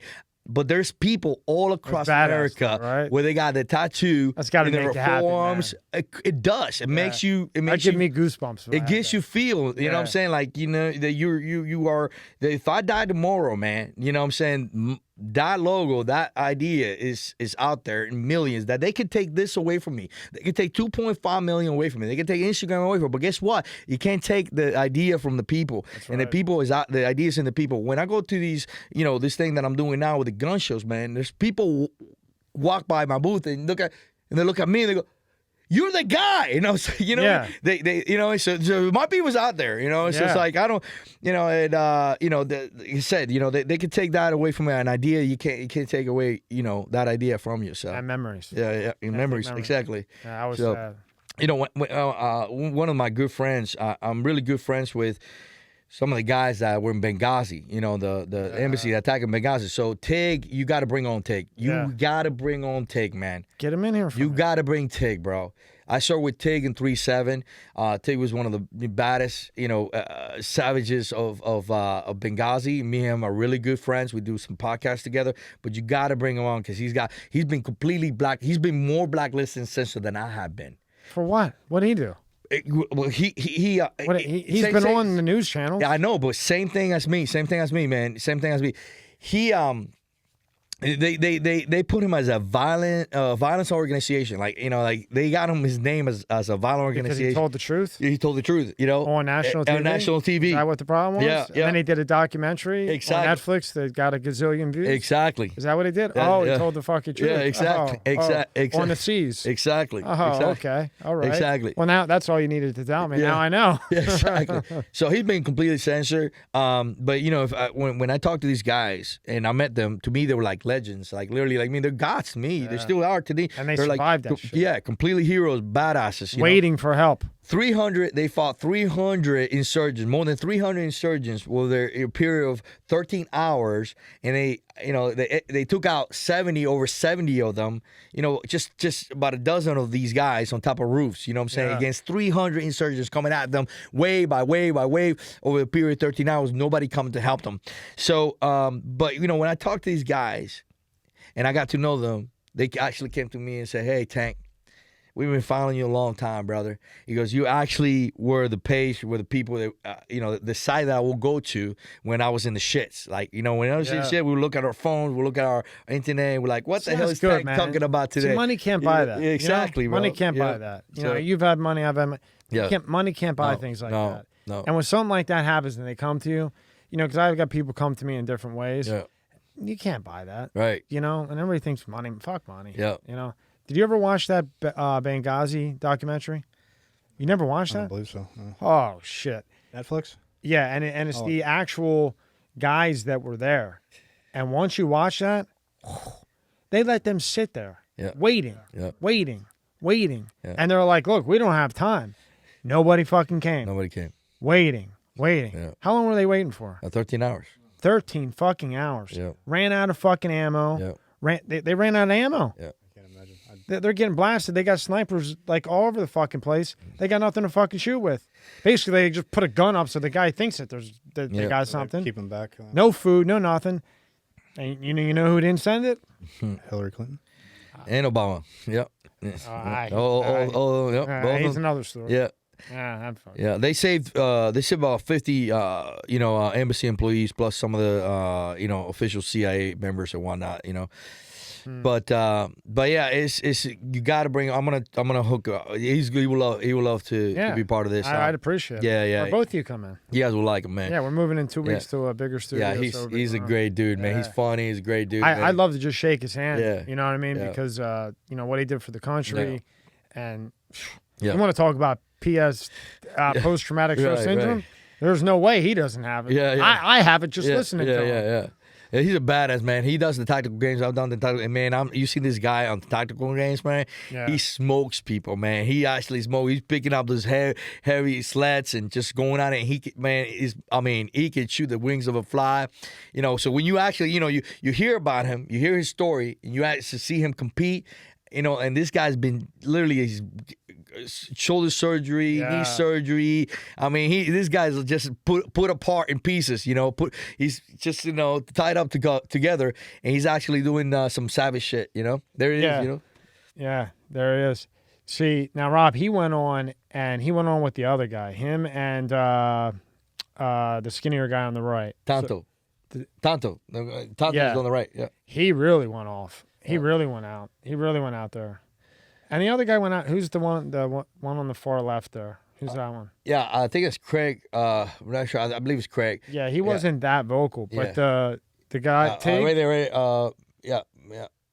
Max. Yeah, Max and Max Gates. Yeah. And then Todd. But the guy that you don't see in this picture, which is a really awesome guy. If you ever, that's right. Is Boone. See where it says the real story behind the 13 hours? Go up, left, him right there. Yeah, him. He was all over the place too. The guy in the black shirt, not the suit, right there. Yeah, Tonto. Yeah. Yeah, Tonto. He was all over the place. The actual guy you don't see in this picture, which is the actual really badass, Yeah. is Boone.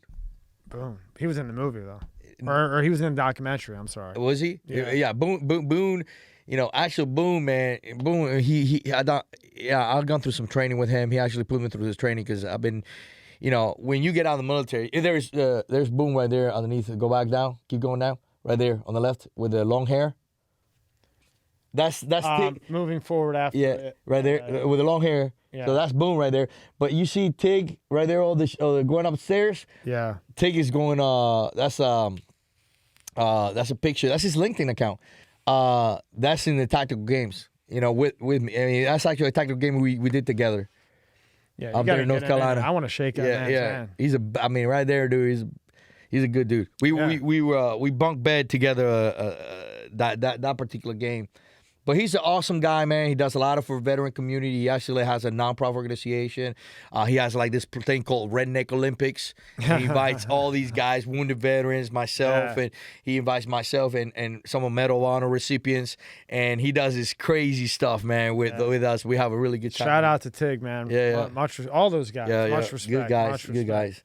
So all of them do. The plans in the future is just keep pumping the Uncle Sam's guns. Yep. And then pump the Uncle Sam's children. Yeah, Uncle Sam's Schedule is always going to be around. I'm probably going to bring back the store little by little. Yeah. As we progress. But right now, I'm focusing on Uncle Sam's guns. Go to his Instagram. Yeah. So there's the website right there. That's the new venture that we started. We started last year. When we had the Instagram account still, we were working on this. So when they took the Instagram account of them, I said, I'm going to keep working on this. I don't care. I'm going to keep making this thing happen. And we finally got everything in place because we wanted to create a very unique, special item, special product. Not just your typical AR-15, but actually something very custom, very unique at a really good deal, really good price. And a 10-year warranty. It's got a 10-year warranty, and if you get it online, it's free shipping. So that right there, we named all of our AR-15 platforms by name of our heroes. Barcelona is Medal of Honor recipient. You got Chesty Puller, Chesty Series, so it's under name, Chesty Puller's one badass SOB in the Marine Corps. And you got the patent series with all the bells and whistles of the AR. We just created a new video recently. Just having fun with that. And, is that YouTube? Yeah. Yeah, it looks like, yeah. So yeah, that is YouTube. I love to. Now I know why Rogan went to Spotify. Yeah, he can play whatever he wants. Right. So, but and now if somebody buys from there, how long does it? And they're approved, Yeah. whatever, and so on and so forth. How long does it usually take to get the piece? So about 10 days, 10 to 14. Yeah, 10 days right now. Looking at 10 days. But basically, what you do is you order online, and if you order from a different state or whatever, what you do is you give us the FFL, the location you wanted us to ship it to is free shipping, and they will do a background check on you, and if you pass, you'll pick it up. And if you don't pass, they'll ship it back to us. We'll give you back your money and have a good day. So that's UncleSamsGuns.com. Uncle Sam's I'll have Guns. it all in the description. Yeah. You got your link tree with everything. Yeah. Uncle Sam's Guns. But but I'll separate the. I appreciate the site, it. I appreciate it, brother. I don't got fucking 900,000 Instagram followers and 2.2 million Facebook page guys. Hey, but you starting to create that following, man. You starting to grow. So eventually, what happens, when I tell you, just keep it, stay disciplined, stay true, and all of a sudden you hit that home run. Yeah. And then all of a sudden you hit that run and forget about it. That's why I don't read the comments or anything. Yeah. Because I don't say what you want. Because I don't want to read it and then change anything I do. Yeah. And I do this for fun, therapy. If it works, it works. If I really enjoy being here and enjoying the time. So it's all about that. It's having a good host and having a good time. Just getting away from all the bullshit. Just hanging out with somebody interesting and whatever.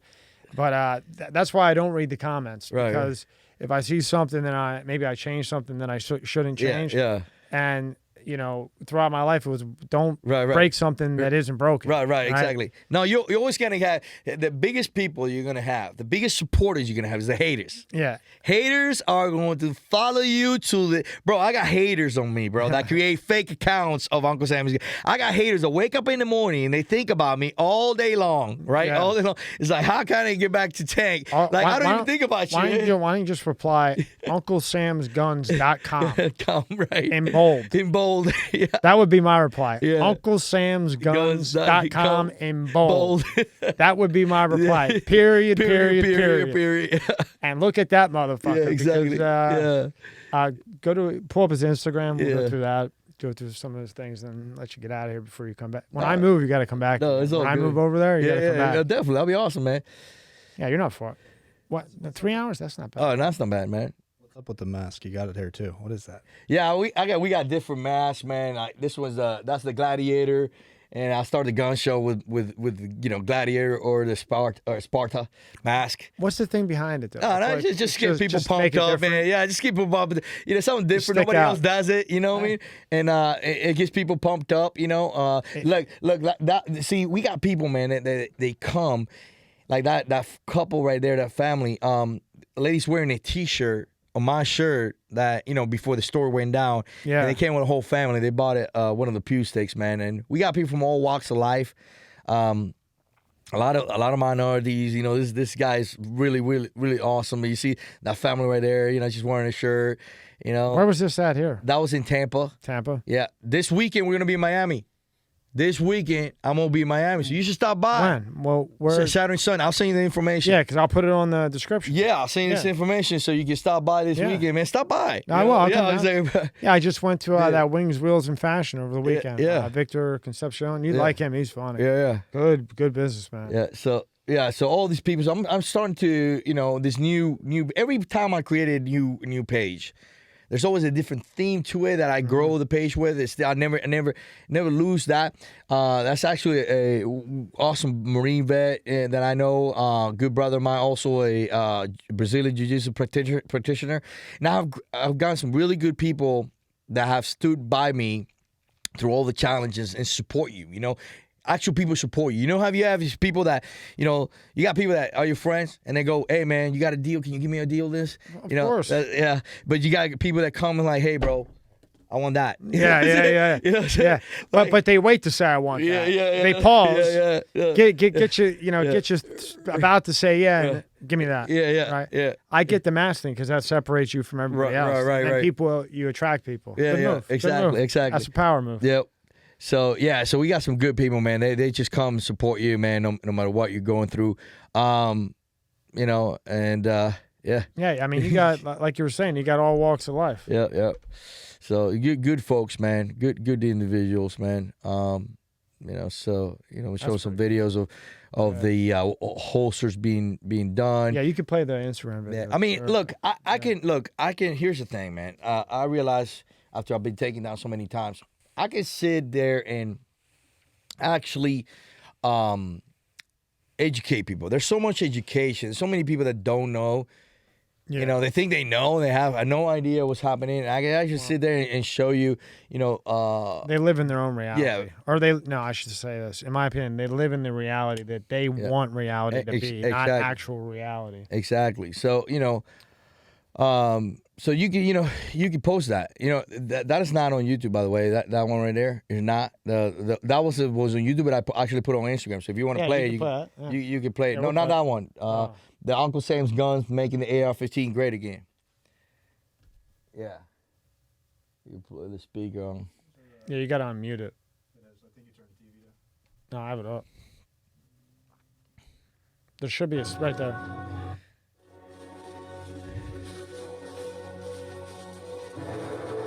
That's you? Yeah.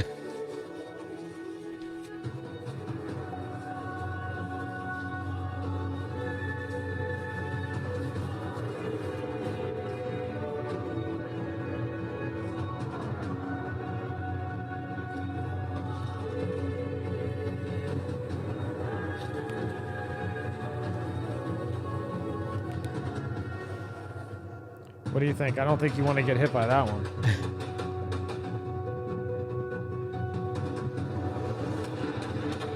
That doesn't kick too bad, huh? No, man, it's got very low recoil, silent capture system. That thing's rocks like butter.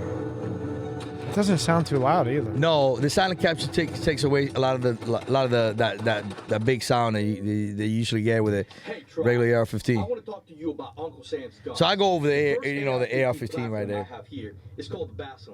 We use That's the the first names series. of our heroes in the military for all our 15 platforms to remember the sacrifice made for our liberties and freedoms. AR-15 Bastion series comes with a very much custom style AR-15, low-key stock, custom grip. You have an edge, laser in, very deep. Uncle Sam has got a children logo with established in 1776. You got a box rail. Now, we only made 30 of these, and we have 10 left, so limited quantities. Get yours today. We'll also have a mash gray barrel, Wild 223 stainless steel. Choose both 5.56 and 223, as well as a black nickel boron BCG, and also a stainless steel A2. This is a custom AR-15 platforms for the prices in. You cannot get this in the market. Okay, Tribe. The next tier up is the Chesty AR-15 series platform. Windy that day? Now, That's it? Is that wind? Windy? That was the wind. Upgrades on this rifle. Yeah, that's the wind behind it. Brake. Also, a mash grade stainless steel Wild 223 barrel. That's a Chesty series. At least I could do for you coming in is let you Yeah, let you talk about your I product. man. appreciate it, brother. Yeah, the Chesty series has a drop-in adjustable trigger, and we upgraded the BCG. That's cool. I like that you put that logo right Yeah. there. BCG, Loki stock. And They laser that in? Yeah. Now the Chesty does come in a couple of very awesome colors: OD green and FDE, along with black. Okay, Tribe. This is the patent series, the elite of all. Yeah, the rare patent, platforms. it gets all the bells and whistles. What do you sell You're the not most gonna of? get one Black? in The market patent. today. The patent? You have Yeah. adjustable People gas want it all. link. They want You everything also on it. have a mash grade stainless steel 223 Yeah. Wild 223 So the barrel, patent choose series 5.56 comes with and this new 223. technology, You also have a you nickel know, boron that BCG. you don't hear this a lot. Usually AR-15 usually come with your regular recoil system or spring system in the back. Actually, ours comes with a silent capture system. So when you hear the rifle go boom or whatever, you hear it very quiet compared to, or the less recoil is basically this. Yeah, pushing. You know, so it's a very different operating system for the spring systems. It's called the silent capture system. It's our own patent patent product, and along with the The way you built that now is that is a 40? Is that louder than a 45? Or you were able to make it quieter than a 45? quieter than 45. Wow. Yeah. Wow. So Pretty impressive. yeah, and quicker, faster. Yeah. So actually, you know, with the adjustable trigger, we can adjust the trigger and drop it down to a 3.5 pressure on your tip of your finger, and that way I can put like 5 rounds in less than a second on target. With that, you know, with that, be able, I can shoot pretty fast, pretty quick. Yeah, I would think that that'd be as loud as a 45. Yeah. I mean, that sounded pretty quiet, but I didn't know if it was just the wind. Yeah, no, it is a pretty quiet system, you know, Yeah. compared to other AR-15s, and Yeah. that's a big seller with a lot of people, Yeah. especially women. You know, they you know, especially women in the household. Yeah, Wow. yeah, women in the household. They Nobody's coming in with that. If she's got that, nobody's coming in there. Sure. And I'll tell you one thing, he ain't cheating. Yeah. Baby, you put that up. He's dead. He You know? ain't cheating on you. You know, it's funny. Like I got a couple of customers this weekend. They actually a female. The wife was the one who talked into the husband to buy it. Yeah. And then she'll probably take it to point it at his ass when he does something stupid. Maybe He's like, I got your ass. I got you. Don't let Millie see this. Ooh. No. I have Anybody with any girlfriends, Puerto stop Rican it now. system. Stop it now. I Fuck the views. Stop it Right, now. right, exactly. I have to say for the video, next time, 2 things. Get a drone shot with you guys doing that. Right. And then put a GoPro right on the thing. yeah. So as you're shooting it, you're seeing. Yeah. And he just Brother- happens to brother, be he happens to be a professional drone guy. we did have a drone. We're not going to talk about it on the show, but we actually had a drone It crashed. that we were supposed to use, but you know, didn't work out that way. But next time, probably shot the next motherfucker. time we do the show, we're actually going to have an actual person running the drone. Okay, Hey, I know a guy. Yes. Sam, he does it all day. All right, so I'm he gonna does- get a hold of you. He You does know, big time shit. I'm gonna get a hold of you. All right. I'll give you his number. Before. All right, good to go, no, brother. No, he's good. Yeah. He's good. No, we're gonna be in contact. We're Yeah. gonna, after this. You we're want to gonna- see something he did? Yeah. We're gonna be. Pull We're up gonna work something he together. did, Rob. You know. Ah, you mother. Okay, you do. It's on Facebook, but Yeah, you can do Facebook. No, he's good though. Yeah. Yeah. Good stuff, man. Hey, I believe you, man. If you're Yeah, no. 100%, I believe you. Because that would be good to have that flying over. Yeah, You know what I that mean? I tell you, man, we had it. Would you shoot it? No, I really not going. I'll tell you later. You know what I'm saying? Because I'm not. I'm I not got gonna, you. I'm not gonna. You know what I'm saying? Like, Yeah, I got you. Me and them, we squash beef this week. You know what I'm saying? Gotcha. So, you know, once it's squash, it's squash. You know. Comprehend. Yeah, I know. But I got it. get a GoPro too. A GoPro Yeah. right on the. Oh, Yeah. I'm just sitting there as a video guy. I'm Yeah. like, oh man, yeah. No, Yeah. he's gonna call you and have you do it. No, man, definitely. So next show, we're definitely gonna have somebody, you know, man the drones, and we're gonna have our own drones and all that good jazz, and we're gonna have better ideas. So what we're thinking about is doing some skits. So I'm thinking that we're gonna bring you. That's a good idea. So right now we're creating skits. So we thought about this idea. So you know, we should create little operator type of skits, like 3, 4, 5 minute skits, like. You know, we like funny skits of operation, right? So me coming to the range and we're about to shoot, and there's like this dude pointing at us, everybody, and we call him Carl. I'm like, what the hell, Carl? What are you doing pointing at everybody? And then, you know what I'm saying? Then all of a sudden we're into shooting, we're all practicing, and all of a sudden we hear a scream in the woods, like, ah! And we're like, what the hell is that? And we put the gear on and we get in the woods, you know, just It's like a 5 minute like comedy. yeah, skit yeah, it's coming skit or something like that, and it's shit that would never happen to us, but it's happening to us somehow. And then like in all these skits, we're gonna have a special guest. So like, you know what I'm saying, one of those shows, we can have a special guest, bro. Like, you know, I'll get a water gun. like you can call, you know, it's like so we have Mama Bear. Mama Bear is the guy that we do the operation. We actually manufacture the rifles with, and he's gonna be his call sign's Mama Bear. So Mama Bear calls in and says, "Hey man, we got a VIP. VIP means like somebody that needs protection or security. So he's like, we need a VIP. We need you to go to his house and pick him up. That could be you. So we go to your house. We're gonna van. We pick. Oh, so all right, let's protect him. You know what I'm saying? We take it to a gas station. Something happens, pops up. We take him out. I don't know, but we can. The sky's the limit of what we can do in the 3, 4, 5 minutes. You can tell talking to me. I'll do it. I don't give a fuck. I think it'd be funny. Yeah, I like anything funny. I like to laugh. Laugh is the best. No, and you can give us some ideas too, man. You can fucking kidnap me and shit. Wouldn't be the first time. No, but definitely the VIP ways be good to go. You know what I'm saying? Yeah. You know? As long as there's no donkey dick around. Like we can be the vehicle, and then like you know, this guy. No donkey dick. No donkey dick. We get him. You know, we get him in some ugly truck, whatever, trying to follow us. Hey, we got a tail, man. We got a tail. We got to get him off of us. And you're like, you know, who's that? Now I'm down with the whole vagina giving me change, but no donkey dick. No donkey. I'm down for the stick. I'm down for the donkey 5 minute run. Hey, we're not going to if I see a donkey, I'm running. I'm running. No donkey show. I'll bro. kidnap my damn self. No donkey show, man. I'll just kidnap myself. Yeah. I'll kidnap my own self. Yeah. No donkey show. All right, and then go to. I think we did that one. Yeah, we're gonna keep the skits PG-13 for many reasons. I'm just messing around. And then this is your podcast on here. Yeah, we you know, I need to get last one was it April? Yeah, that's not April 8th. Yep. And interview here. Yeah, you look James home. That's you. Yeah, with the beer. Nah, you look a lot better like this. Yeah. I look like Castro, right?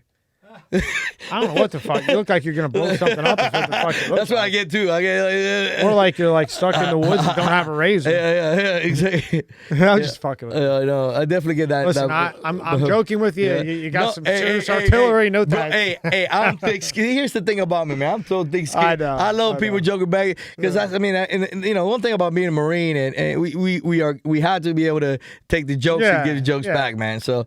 You know, Yeah, you can call me a wetback. yeah, midget. it's all right. I should have been. I'll call you eggplant. No, just kidding. Yeah, come on, me. The things I've been called. Eggplant.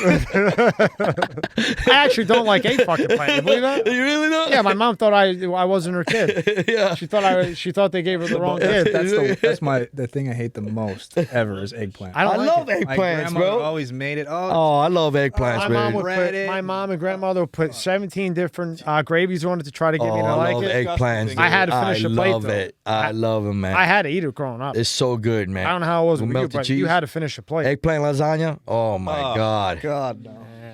Just give me a slice of pizza, side of pasta, and some steak. And Oh. I have to say one thing too. Talking about jokes, my uncle who passed away, he's a Marine. Sorry to hear that. And I used to always say, I used to always bust his chops, though. He used to take me to the VFW and we get a shot and a beer. And you'd walk out of there wasted like $10. But I used to always go, hey, Uncle Joe. He'd be like, yeah. I'm like, you used to be a Marine, right? He goes, used to be. I go, yeah, you used to be a Marine back in the day. He goes, once a Marine, always a Marine. Like when you tell a Marine that, oh, you used to be, it's like, no. There's never no past tense. That is too funny, man. Yeah, once a Marine, always a Marine, man. There's something about that. We never get that Marine thing out of us. You know, this is what I mean by, you know, different types of PTSD. You know, we're all brainwashed. Marines are brainwashed. We're all freaking. Yeah, we all have it. But you guys really have it. I mean, you have to. Yeah. There's no other way. So. And then we got, we did the Instagram, we did the regular website there. Yeah, I appreciate you guys giving me some love on that. Oh, fuck. But you guys got to come on us. You do an article with Uncle Sam. He's got his children. And then your link tree has everything. Click on the link tree. That's the. Yeah, Twitter, that's a pretty YouTube cool channel. app. You know, Twitter, they got me shadowed, man. They keep taking away my people. We had like 50,000. They keep dropping me down to nothing. I don't care. You know, it is what it is. You know, they're so afraid of me telling the truth. I don't even bother anymore, man. In regards to what people need to hear is sometimes I think it's just deaf ears, you know, when you're trying to tell people, you know, wake them up, you know what I'm saying? Like, you know, these masks, like a stupid idea of wearing masks and our kids will wear masks and, you know, places where like gun show, right? You would think at a gun show you have more people waking up to the idea of like, you know, what the hell, you know? You got people that support the right to bear arms, right? Wake up. No, man, you actually see a lot of people wearing masks. And they're talking to you with the mask on, and I can't understand what the hell they're saying. Know. You know? I know. The funniest thing is when they go on TV. Now, you know everybody in that Congress room or Senate. You know everybody in there has been tested. Yeah, exactly. Yeah. Why in the hell are you trying to speak into a microphone? Right. You're not just one-on-one. You got a mask on with a microphone in front of you. Exactly. And you can't. Yeah. Like, I mean, you're a freaking idiot. It's all for show. Yeah, it's all for show, man. It's all for show. It's or driving on a vehicle or a convertible wearing a mask. I have seen that. Yeah. They're in a fucking, you're outside with the convertible on, going 60, 70, 80 miles an hour. Yeah. You need a fucking mask on, and there's nobody even sitting next to you. Yeah, or you're in the pool, man, with a mask on. Man, it's getting ridiculous, man. I don't know what to tell you, you know. At least we're in Florida. I'm not getting vaccinated, so that's all I got to tell you. You know, I don't know about you, but I ain't getting vaccinated. I'm not going to be beta 1, 2, 3, 4, 5, maybe 50 when I see what it does 20 years from now. Right, 20 years. And if I'm going to get it, I'm going to get it. Fuck it. Right. I don't know enough about that shit. Yeah. If I'm going to get it, I'm going to get it. And I think if I haven't gotten it yet, maybe I'm lucky and asymptomatic. But if I'm going to get it, I'm going to get it. Yeah, exactly. Yeah. You catch it, you deal with it. Right. If it rocks me, it was my time. Right. Exactly. There you go. That's me. I'm not going to stop my life because of it. I'll tell you that. Right. Now, vitamin C and chicken soup, bro. That's the way I do it. Vitamin Old school. C. I actually have been listening. Zinc a very good C. doctor of mine. Yeah. Zinc, vitamin D, D3, zinc, vitamin C. If you go to the beach like once a week, 2 weeks a week, you're good to go, man. Yeah. You know. Yep. That's it, man. Anything else you want to plug? No, man, this is good. Everything else is good, man. I really appreciate your support and everything else, man. Absolutely, I really thank you. Honor, pleasure to be here. Thing. I'm going to have everything in the description for you. Yep. Push as much as I can. And I want a T-shirt, by the way. All right, I got you. And Rob wants one, too. You want hot, too? How's that? Yeah, trucker hat. You know, wear trucker hats now. I want one like that. All right, I got you. I like that.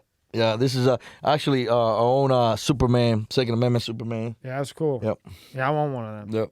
Yeah, you got to put them back up. Yes, sir. That's what me asking for. So we move in 2 weeks, so come back in like a month. But I'll get your number and we'll text and everything. All right, appreciate it. Thank you so much for your time, and thanks for taking the time to drive down. I really appreciate it. Yep. I have to ask one more thing. Why tank? Where the fuck did tank come from? They gave it to me.